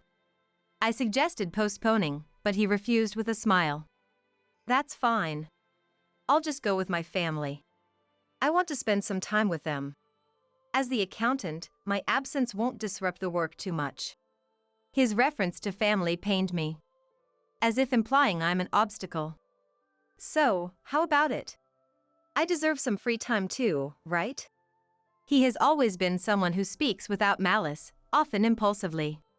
His honesty and straightforwardness are some of his good traits, but sometimes he speaks too hastily.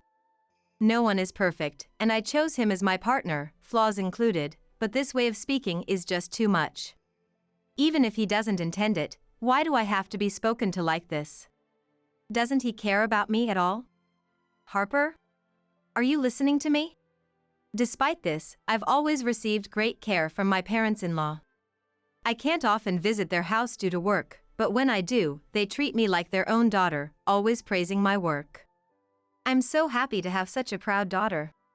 Samantha, my mother-in-law, expressed joy since I married, and Cody, my father-in-law, also celebrated our marriage with happiness.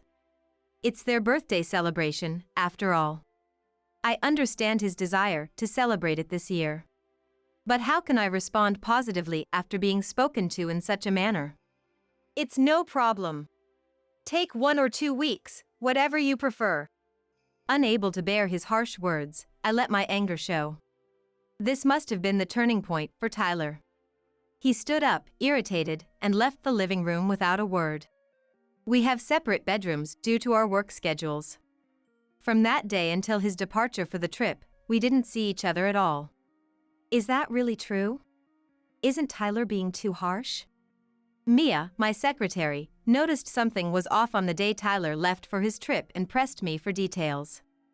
Mia is truly a talented individual and has been a support since I started running the company. As women, we often share the same opinions, and I trust her perhaps even more than Tyler. She's adept at sensing my moods and quick to assist when I'm down or about to make a mistake. I dote on Mia like family.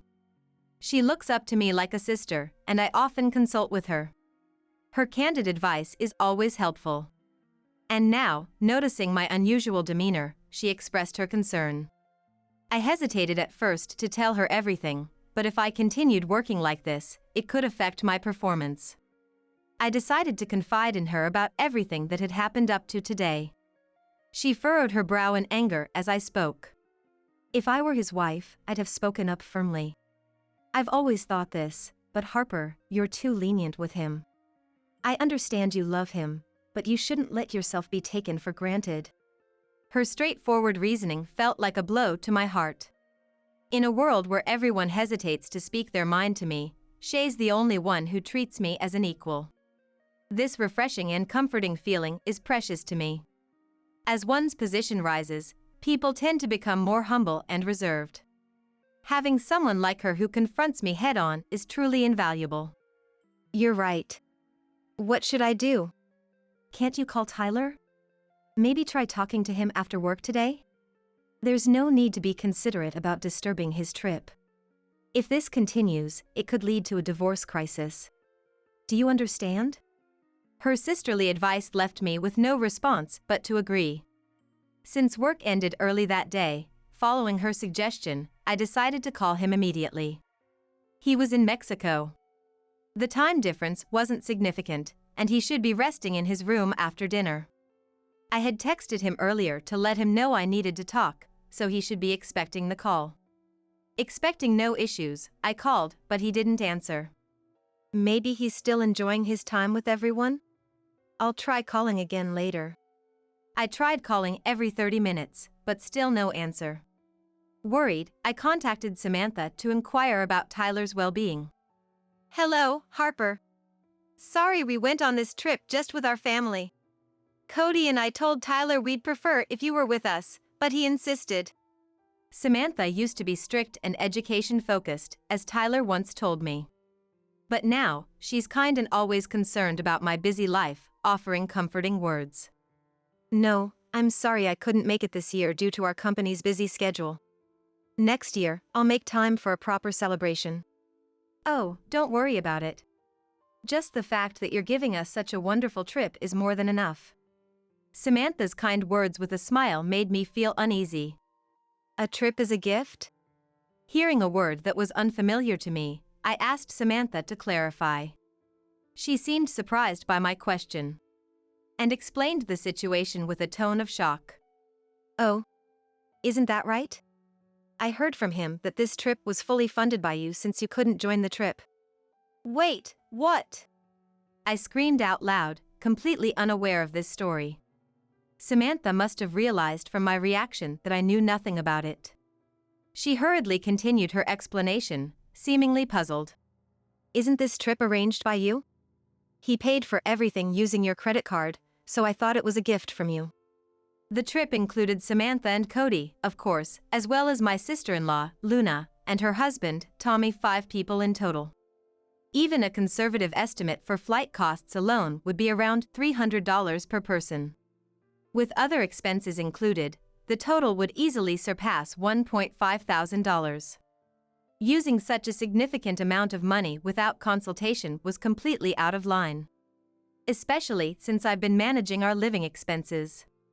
He doesn't gamble, his salary should be entirely at his disposal. He should have more than enough income to cover such costs himself. Yet here we are. With him not answering my calls, my emotions were filling with anger. Samantha, sensing my distress, spoke with concern. Harper, are you okay? We'll repay the full amount later. Tyler wanted to cover all the travel expenses, which felt odd to us. Cody and I were planning to visit you later, since we haven't seen you in a while. This trip might have been orchestrated under unbelievable circumstances. Samantha thought, and with a tone of concern, she spoke to me considerately. You are not at fault. Please use that money for your enjoyment, as it's also a celebration for you. I'll make sure Tyler takes care of the bill. Could you tell me more about how this trip was planned?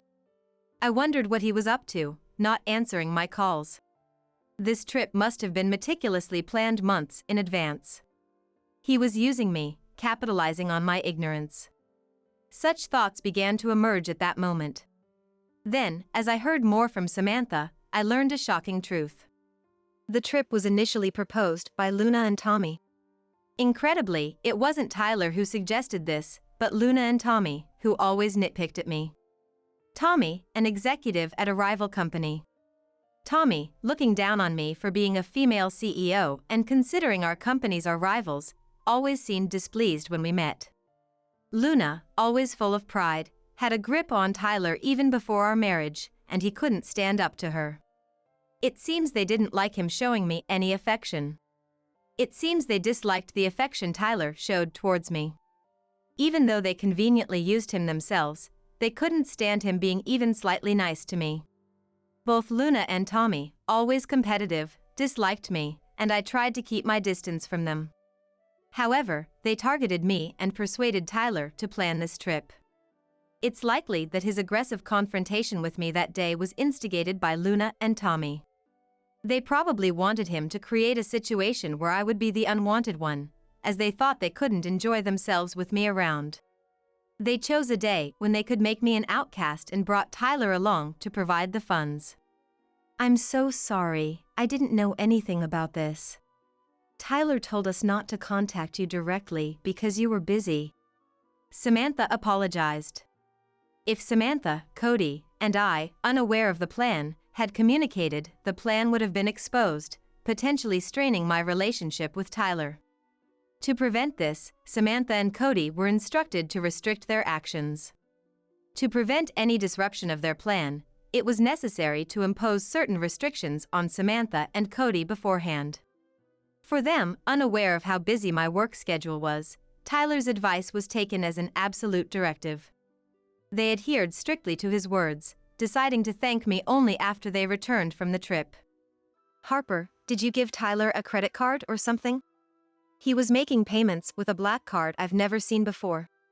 What? Samantha's frantic behavior suggested that Cody was also listening and had a question for me. The moment Cody mentioned the black card, I hastily checked the contents of my safe. The black card he referred to was the important credit card used for company expenses. Only Tyler and I, who knew the safe's password, could access it. I had trusted him enough not to suspect him of stealing, but the credit card that should have been in the safe was missing, revealing that he had been secretly embezzling company funds. As the accountant, he could freely manipulate the records. He had exploited his position, misusing company funds for personal gain. Realizing this fact, my anger reached its peak, and I shared the story with Samantha and Cody. Both of them were shocked to learn this astonishing fact. They must have been dumbfounded. Falling silent as if they had lost their words, Samantha seemed to be panicking in a flustered manner. What should we do? Are we complicit in this embezzlement? We'll return to the US immediately with Tyler. Even though we didn't know, we're still complicit. We'll accept our punishment when we get back. Cody's words, full of responsibility, made me deny their need for punishment.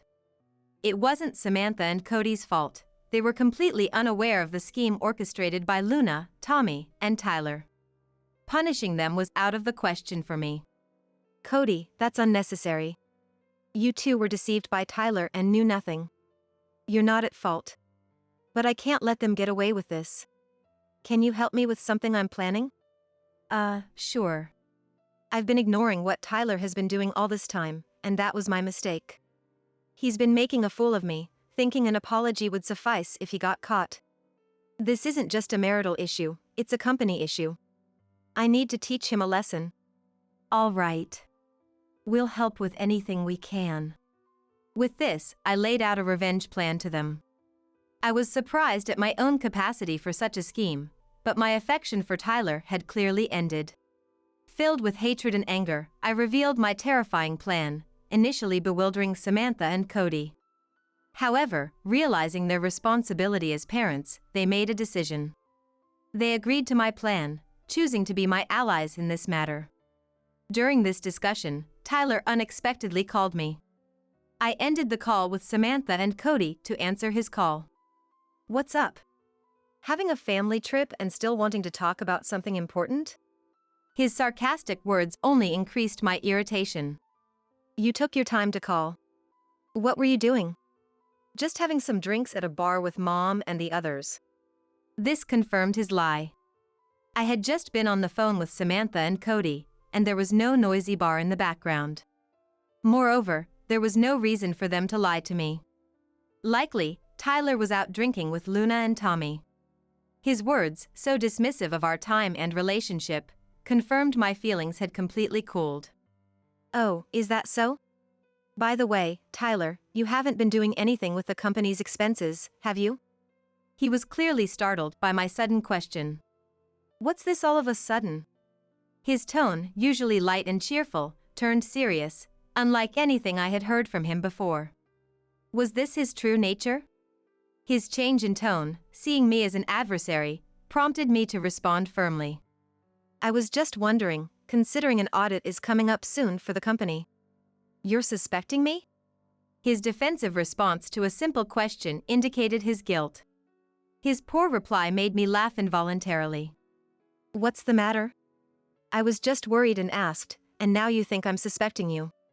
Did you do something wrong? Nothing like that. But hey, when I get back home, the house isn't going to be a mess, is it? Suddenly changing his demeanor and trying to switch the topic, his actions became even more suspicious. Why couldn't he realize that such behavior only made him more suspect? I was almost impressed by his lack of intelligence. What do you think? I'm busy with work, too. Stop it. I hate the idea of coming back to a dirty house with bugs and stuff, you know? A wife is her husband's housekeeper, and if you defy, I'll divorce you. Even the executive director often threatens his wife with that. I might have to do the same. You wouldn't like that, right? So, keep the house clean. I had never seen he and the executive director being friendly. What he was saying now was probably his true feelings. But, perhaps aware of his weaker position, he used someone else as a shield, making me sigh in exasperation at his patheticness. Sure, I'll be careful. There was no need to continue the conversation with him.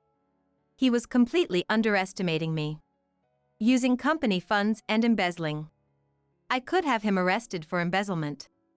I won't show mercy, even to my husband. But that alone wouldn't satisfy me. After hanging up with him, I immediately made a call to a certain place. The next day, as I was busy preparing for a fashion show, I received several calls. Of course, it was Tyler. I noticed his calls late at night, while I was out for a certain reason. Fortunately, Mia was with me, so she drove while I answered his call. You're late. What have you been doing? His rough tone, heard through the speakerphone, surprised both Mia and me. Just work, what else? Harper, did you do something yesterday? Something? What do you mean? Don't play dumb. Tell me the truth. What did you do? Tyler was in total panic, and in the background, I could hear several Mexican men confronting Luna, Tommy, and Tyler. It sounds noisy. What's happening? It's nothing. He suddenly became flustered after shouting. Realizing he'd be at a disadvantage if he spoke out, he struggled to find the right words. His behavior was so bizarre that I decided to explain the situation to him. It was time for him to taste true despair. Too bad. You were supposed to be enjoying a lavish time in Mexico, but now you've woken up from that dream overnight, right? But it's your own fault for misusing someone else's money. Did you do something, Harper? While he was reacting strangely, I explained what I had done the previous day. I contacted the president of the credit card company I had a contract with. Despite the late hour, the president, always grateful for my patronage, agreed to suspend the company's credit card early in the morning. If a credit card is misused, the company doesn't have to pay the shop, so the shop bears the full loss. However, this time, since the payment was supposed to be made in full at the hotel checkout, Tyler, unable to use the stopped card, was now stranded and being questioned at the hotel reception. Tyler, Mom and Dad have already checked out. The cab they reserved took them away, so there's no one to pick you up. Luna, cornered, desperately asked Tyler what to do. Hearing this, he became even more panicked and turned his anger towards me. Doing such a thing, you think you can get away with it? Are you okay with us getting divorced? Please do. In fact, I prefer a divorce from a husband who embezzles company funds. I've already spoken to the lawyer, and will proceed with the divorce proceedings. He, flustered by my unshaken demeanor, realized his mistake.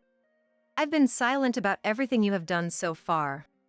There was truth in him supporting my work, and I was grateful to him. But I've reached my limit.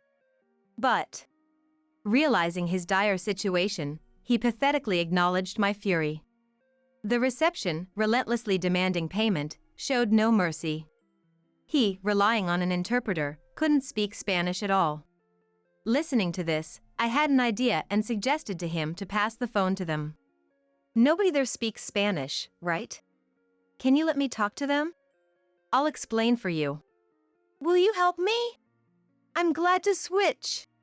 Thinking that I had changed my mind after his apparent regret, he quickly handed his mobile phone to the hotel reception.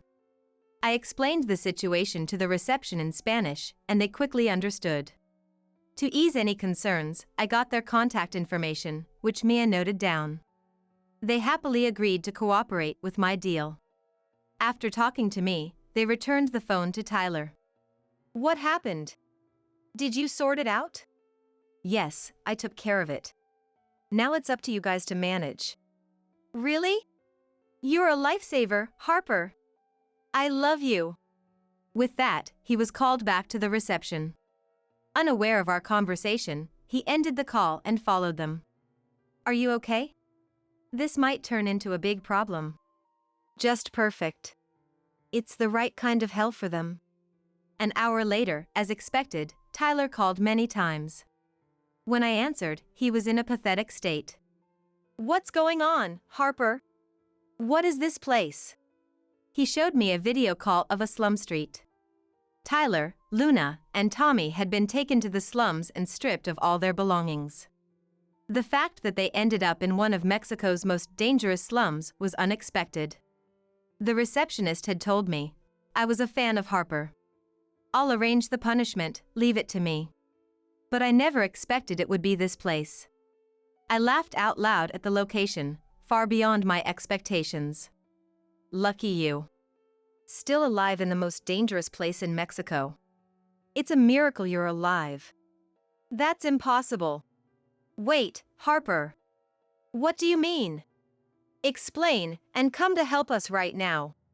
From the video call, it was clear they could hear my voice. The homeless people surrounding them were causing a commotion. You were causing trouble for Harper. It's your fault. You three should reflect. Samantha and Cody appeared on the call, surprising Luna and the others. Mom and Dad, what are you doing? Harper's acquaintance flew us back on a private jet to the US, and Harper came to pick us up. We knew you were trying to trap Harper. We asked her to do whatever she wanted. At that moment, the homeless people behind them started questioning Luna, Tyler, and Tommy. The slum residents were merciless, even to women, if they seemed to have anything valuable. As they argued on the video call in the dangerous streets, it was natural they'd become prey. I spoke to the locals in the background, smiling. These men have been misusing my credit card and have been terrible to me every night. Do whatever you like with them. I want them to see hell. They agreed, saying, leave it to us. The call ended abruptly, likely because the phone was taken. Since then, they have been living in fear in the slums. Treated poorly by the locals and unable to afford a return to the US. They were effectively trapped abroad. I confirmed the events with the hotel reception afterward. Their acquaintance, apparently a boss in the slums, agreed to take care of Tyler and the others in exchange for a treat of fine liquor. The agreement was made on the condition that they'd be safe from life-threatening situations. In return, I agreed to sing at their hotel, the only song I released during my active years. The song you released is still my treasure. Your thanks can be in the form of a song, so come stay at our hotel. I'll tell the manager to give you the best service. With this, I successfully took my revenge on Tyler and the others. Since then, I've managed to divorce Tyler with the help of the men from the hotel. I feel relieved and am spending enjoyable times with Samantha and Cody. Luna and Tommy were fired for their unauthorized absence from work. Without their phones, they couldn't contact anyone. Samantha and Cody explained the situation well, so it didn't become a police matter, and no one else cared about them. Thus, my ties with Tyler were completely severed. Since then, I've been focusing on my work and enjoying life. Occasionally, I call the hotel reception to check on Tyler and the others, who are still living in a hellish environment. I feel no pity for them, despite the severity of their punishment. I only asked to spare their lives and now enjoy my own life to the fullest. Dropping out and living off a pension, isn't that just like a dead weight who doesn't understand the struggles of the young? Caught in a fire and still not a bit spirited. Really, society's dead weight lives the longest, huh? Tiana, my eldest son's wife, said this laughing, without a hint of malice. It was the last straw for me. Don't think getting disowned is the end of it. Divine retribution will come one day. Just you wait. My name is Violet, I'm 75. When did it start? The words I mutter when I get moving became, Here we go. ouch. Sometimes, I say them even when I'm not in pain. Back when my body issues were fewer than now, and I had just turned 60. A shocking piece of news landed between my recently retired husband, Cody, and me. Our eldest son, Ethan, not particularly bright and with kindness as his only trait, was getting married. Ethan wanted a family meeting, and Cody and I joyfully agreed. Who could have chosen our unremarkable Ethan? On the day of the meeting, Tiana, a well-dressed woman, appeared at our house. Not especially beautiful or flashy. But her behavior was elegant and refined, perhaps due to good upbringing, leaving Cody and me speechless. You didn't just bring some secretary pretending to be your girlfriend, did you? I couldn't help but ask Ethan. But as we listened to them, her background became clear. She was the daughter of a chain of Italian restaurants. With 2 older brothers, she wasn't expected to take over the family business. But if something happened to her brothers, Ethan might have to step in. I wondered if Ethan could handle such a responsibility, but the warm atmosphere between him and Tiana made it seem possible.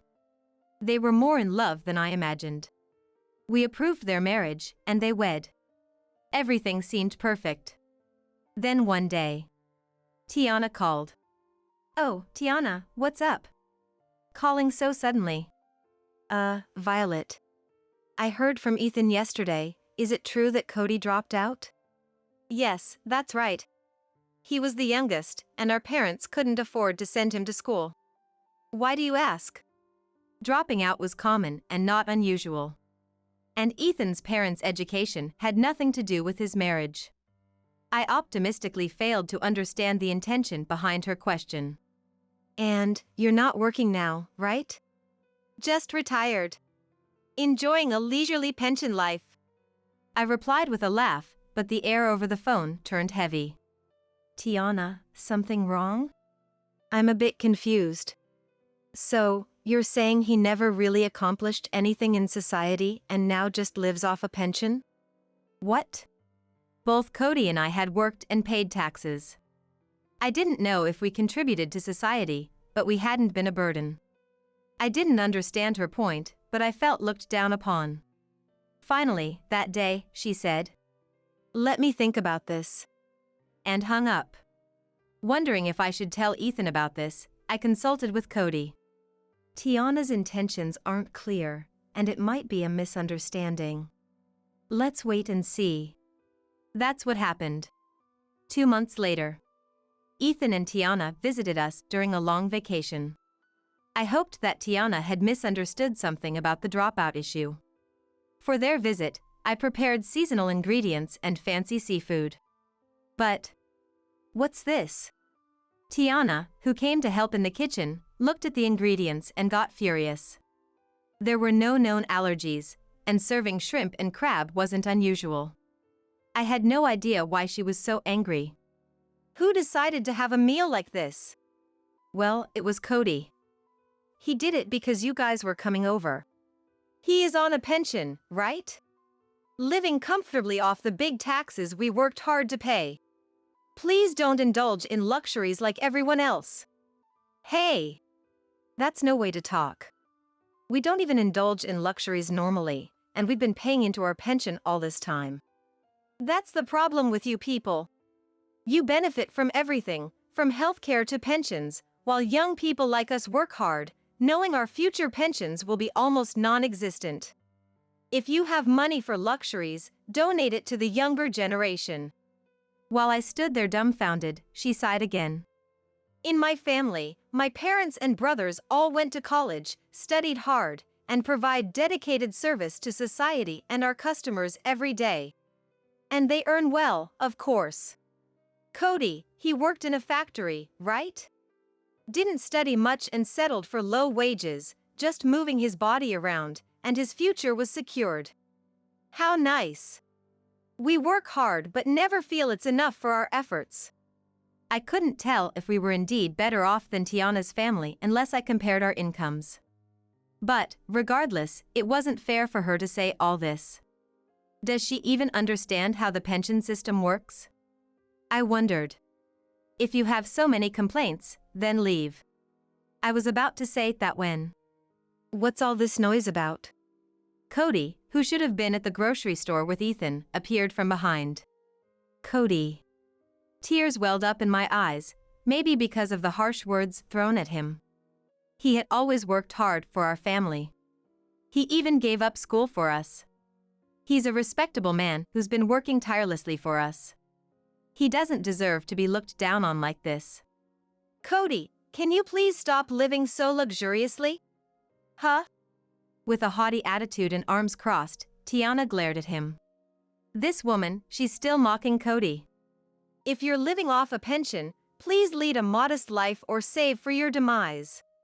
We don't want our hard-earned money going to people like you. Tiana, what's wrong? I'm not living luxuriously or anything. No. Just preparing all these fine ingredients is a nuisance. We can afford this with our own money. It's not like they're high-end ingredients. I just thought it'd be nice for today. If you're feeling uncomfortable. That's not it. It makes me sick that people like you, who never studied properly and just continued a fool's job, live off pensions and eat like this. I thought to myself, factory work varies, and without people manufacturing, you wouldn't have the car you came in. But I stayed silent. Nothing I said would get through to her. But Cody reacted differently. I tried to be understanding because you're Ethan's wife, but this is too much. I paled, realizing he was angry.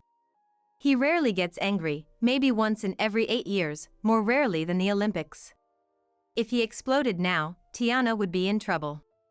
That's when it happened. From the back room, I heard an explosion and the sound of something collapsing. Dad, Mom, Tiana. There's a fire in the back. Get out quick. Guided by Ethan, who rushed and drenched with water, we managed to escape the house without harm. Exhausted, we all watched our home engulfed in flames. It's good that everyone's safe. Ethan muttered. Yes. I replied. It seemed like an electrical fault in the neighbor's house had caused the fire, which spread to ours. Almost everything except the second floor was burned, and the house was unlivable. What a long vacation this turned out to be. What do we do now? Cody mused. Yes. Watching us, Tiana said. We're not going to take care of you. We, who had not even thought of asking for such a thing, exchanged glances in surprise. What is this kid talking about? When times like this come, isn't it like this? You old folks living on pensions don't have money, so you say, you're the eldest son, so you should take us in, right? I read it on the internet. You wouldn't say something like that, would you, Cody? Of course not. I wouldn't bother Tiana or Ethan with such things. Cody, calmed by the fire and now exhausted, nodded. Ethan watched our exchange with a solemn expression. I was afraid to ask what he thought. Just so you know, don't try to get closer to us just because our house burned down. Tiana, what's gotten into you? We never said we'd do anything like that. Cody continued. That's right. He agreed with my words. It seemed like the anger was flaring up again. People with no brains can't imagine what others might think. After all, how can you, living on pensions, rebuild your lives with no education? Tiana laughed mockingly. I couldn't deny it. I wasn't sure about the cost of house repairs, and how much would the fire insurance cover. I had just heard that if it's a fire spread from somewhere else, suing the responsible party isn't an option. Beyond education, there aren't many places a 60-year-old can work. Violet, you're just a high school graduate, but dropout Cody will just be a burden to you. Tiana said this with a smile, seemingly without any malice. Anger welled up inside me. You're still lively despite being caught in a fire. Society's burdens live the longest. Before Cody could grab Tiana by the collar in response to her words, my slap should have exploded. But my slap didn't hit Tiana, it struck Ethan's left cheek. Ethan! Why are you defending her? You're making a mockery of Dad. Cody restrained me as I cried out, and Ethan stepped forward as if to shield Tiana. I'm sorry, Ethan muttered, looking down. Does marrying mean your wife is more important? Are we, your family, nothing to you? It's not like that. But I love her too, so whether she's wrong or right, I can't choose. My dear Ethan, whose only good trait was his kindness, had become merely indecisive. I had carried and raised Ethan with care. I understood his feelings. I would have liked to support his kind heart if possible. But I just couldn't get along with Tiana anymore. That's enough. Dad and I will cut ties with her. We won't see you either. I couldn't bring myself to say cut ties with Ethan too. My weakness was apparent. I might be called pathetic, but I just couldn't bear to easily sever ties with Ethan. I never imagined spending the last years of my life like this. My body trembled, whether from fear, anxiety, or the excitement of my outburst. And so, my husband and I, and Ethan and his wife, started walking separate paths. 10 years later, after various circumstances, we were living with Cedric, our second son, and his wife.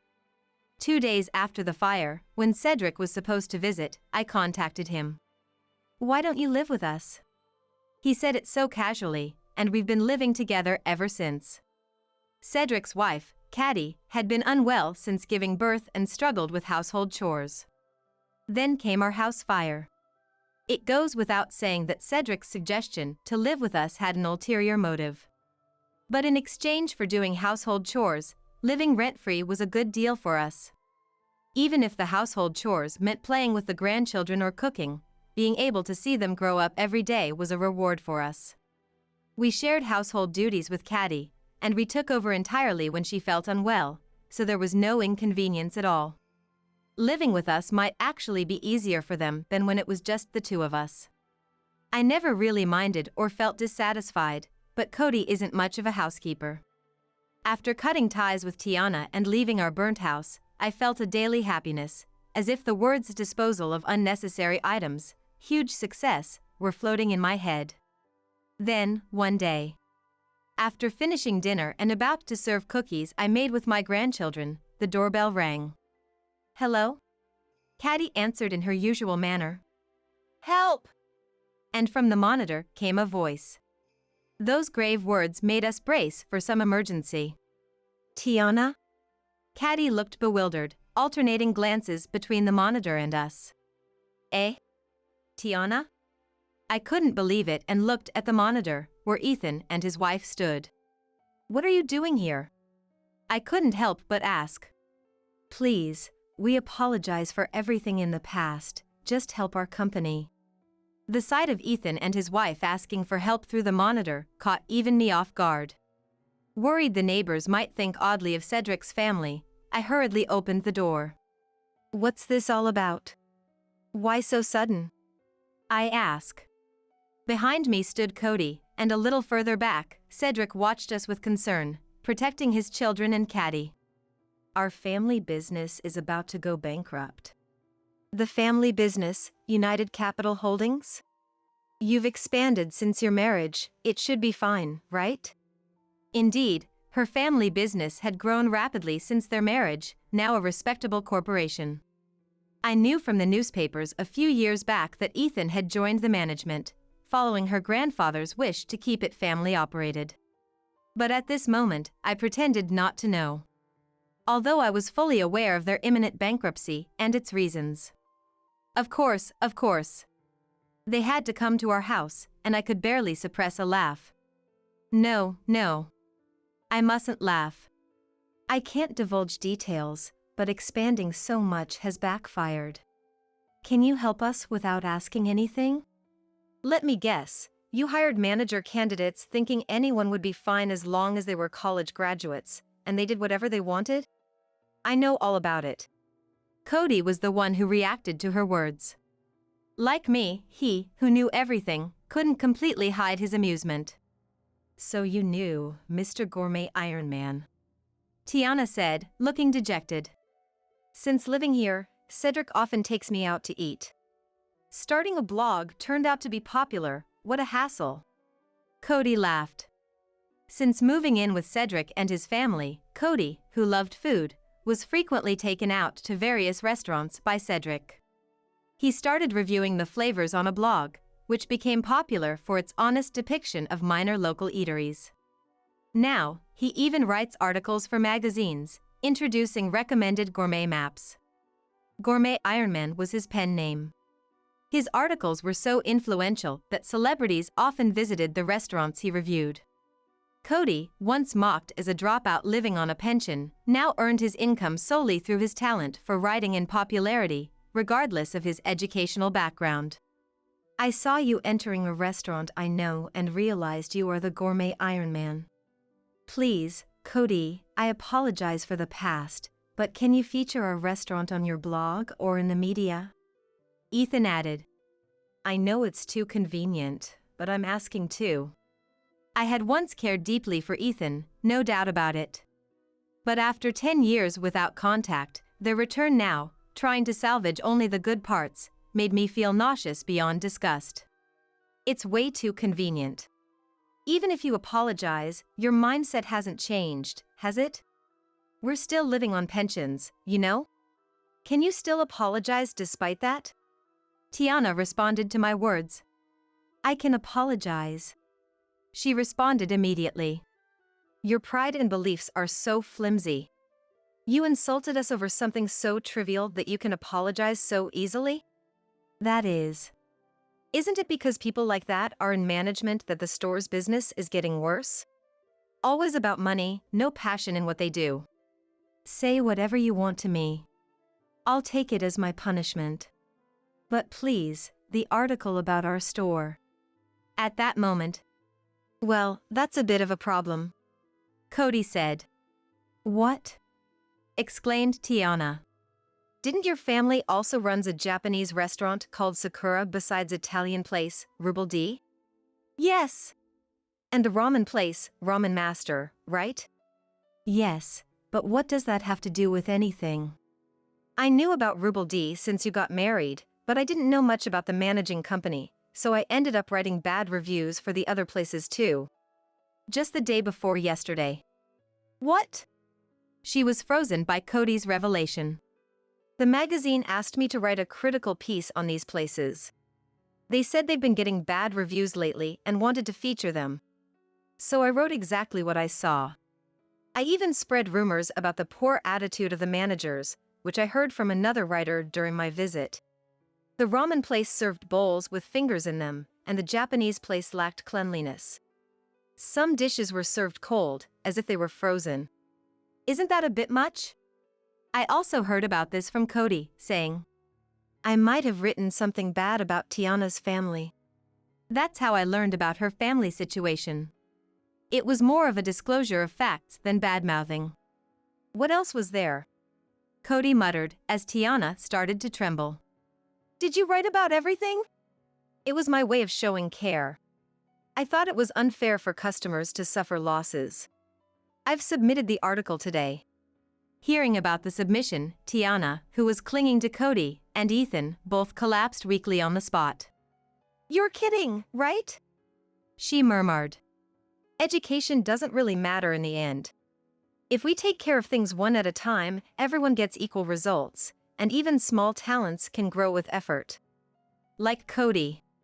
Your family only hires college grads, which isn't bad, but you can't judge someone's character by a resume. You look down on people too much. Did you learn something? At my words, Tiana contorted her face and apologized. I'm sorry. She must have realized how shameful her behavior had been towards someone she had once cut ties with. She apologized and left. Ethan also said, I'm truly sorry for forgetting the kindness of those who raised me and for constantly choosing the wrong path. And with tears, he followed Tiana. I wish they had realized this sooner but didn't say it aloud. That's your path. Keep going. Even though we cut ties, a parent's heart remains. After Cody's article was published, it became a hot topic, and Tiana's family's store lost customers. Reports said they were using expired meat and mislabeling products. It became apparent they were a conglomerate of scandals and closed all stores within a year. Bankruptcy. From what I hear on internet forums, Ethan and Tiana divorced after that incident. Tiana struggles to find work outside the food industry and lives alone in a cheap apartment. Ethan was seen working part-time at a discount store near their old home. There were arguments heard from their home before the bankruptcy, and their marriage deteriorated as the business did. Both cut off ties, and though I can't confirm the truth, I hope Ethan learns what's truly right for him through these hardships. If we ever meet again, no, I'm still too angry. They should suffer and learn from society. As for me, I've recovered from an illness a few years ago and am now living happier and healthier, all thanks to the dedicated support of Cedric and his wife, and the joy of my grandchildren. And most of all, it's thanks to my precious husband who heals me. Caddy has grown much stronger and is now a powerful mom. Caddy says, it's starting to look like you. That said, I was supposed to be ladylike. It's strange. I do see similarities in the way we scold our grandchildren or when I'm admonishing Cedric. It's strange how non-blood-related family members can resemble each other. I want to continue watching over Cedric and his family. Since recovering, I've started going on walking dates 3 times a week to a nearby park with Cody. It's a small joy, but it feels like returning to my youth, and I'm happy. I'll keep taking care of my health and enjoy this once-in-a-lifetime life.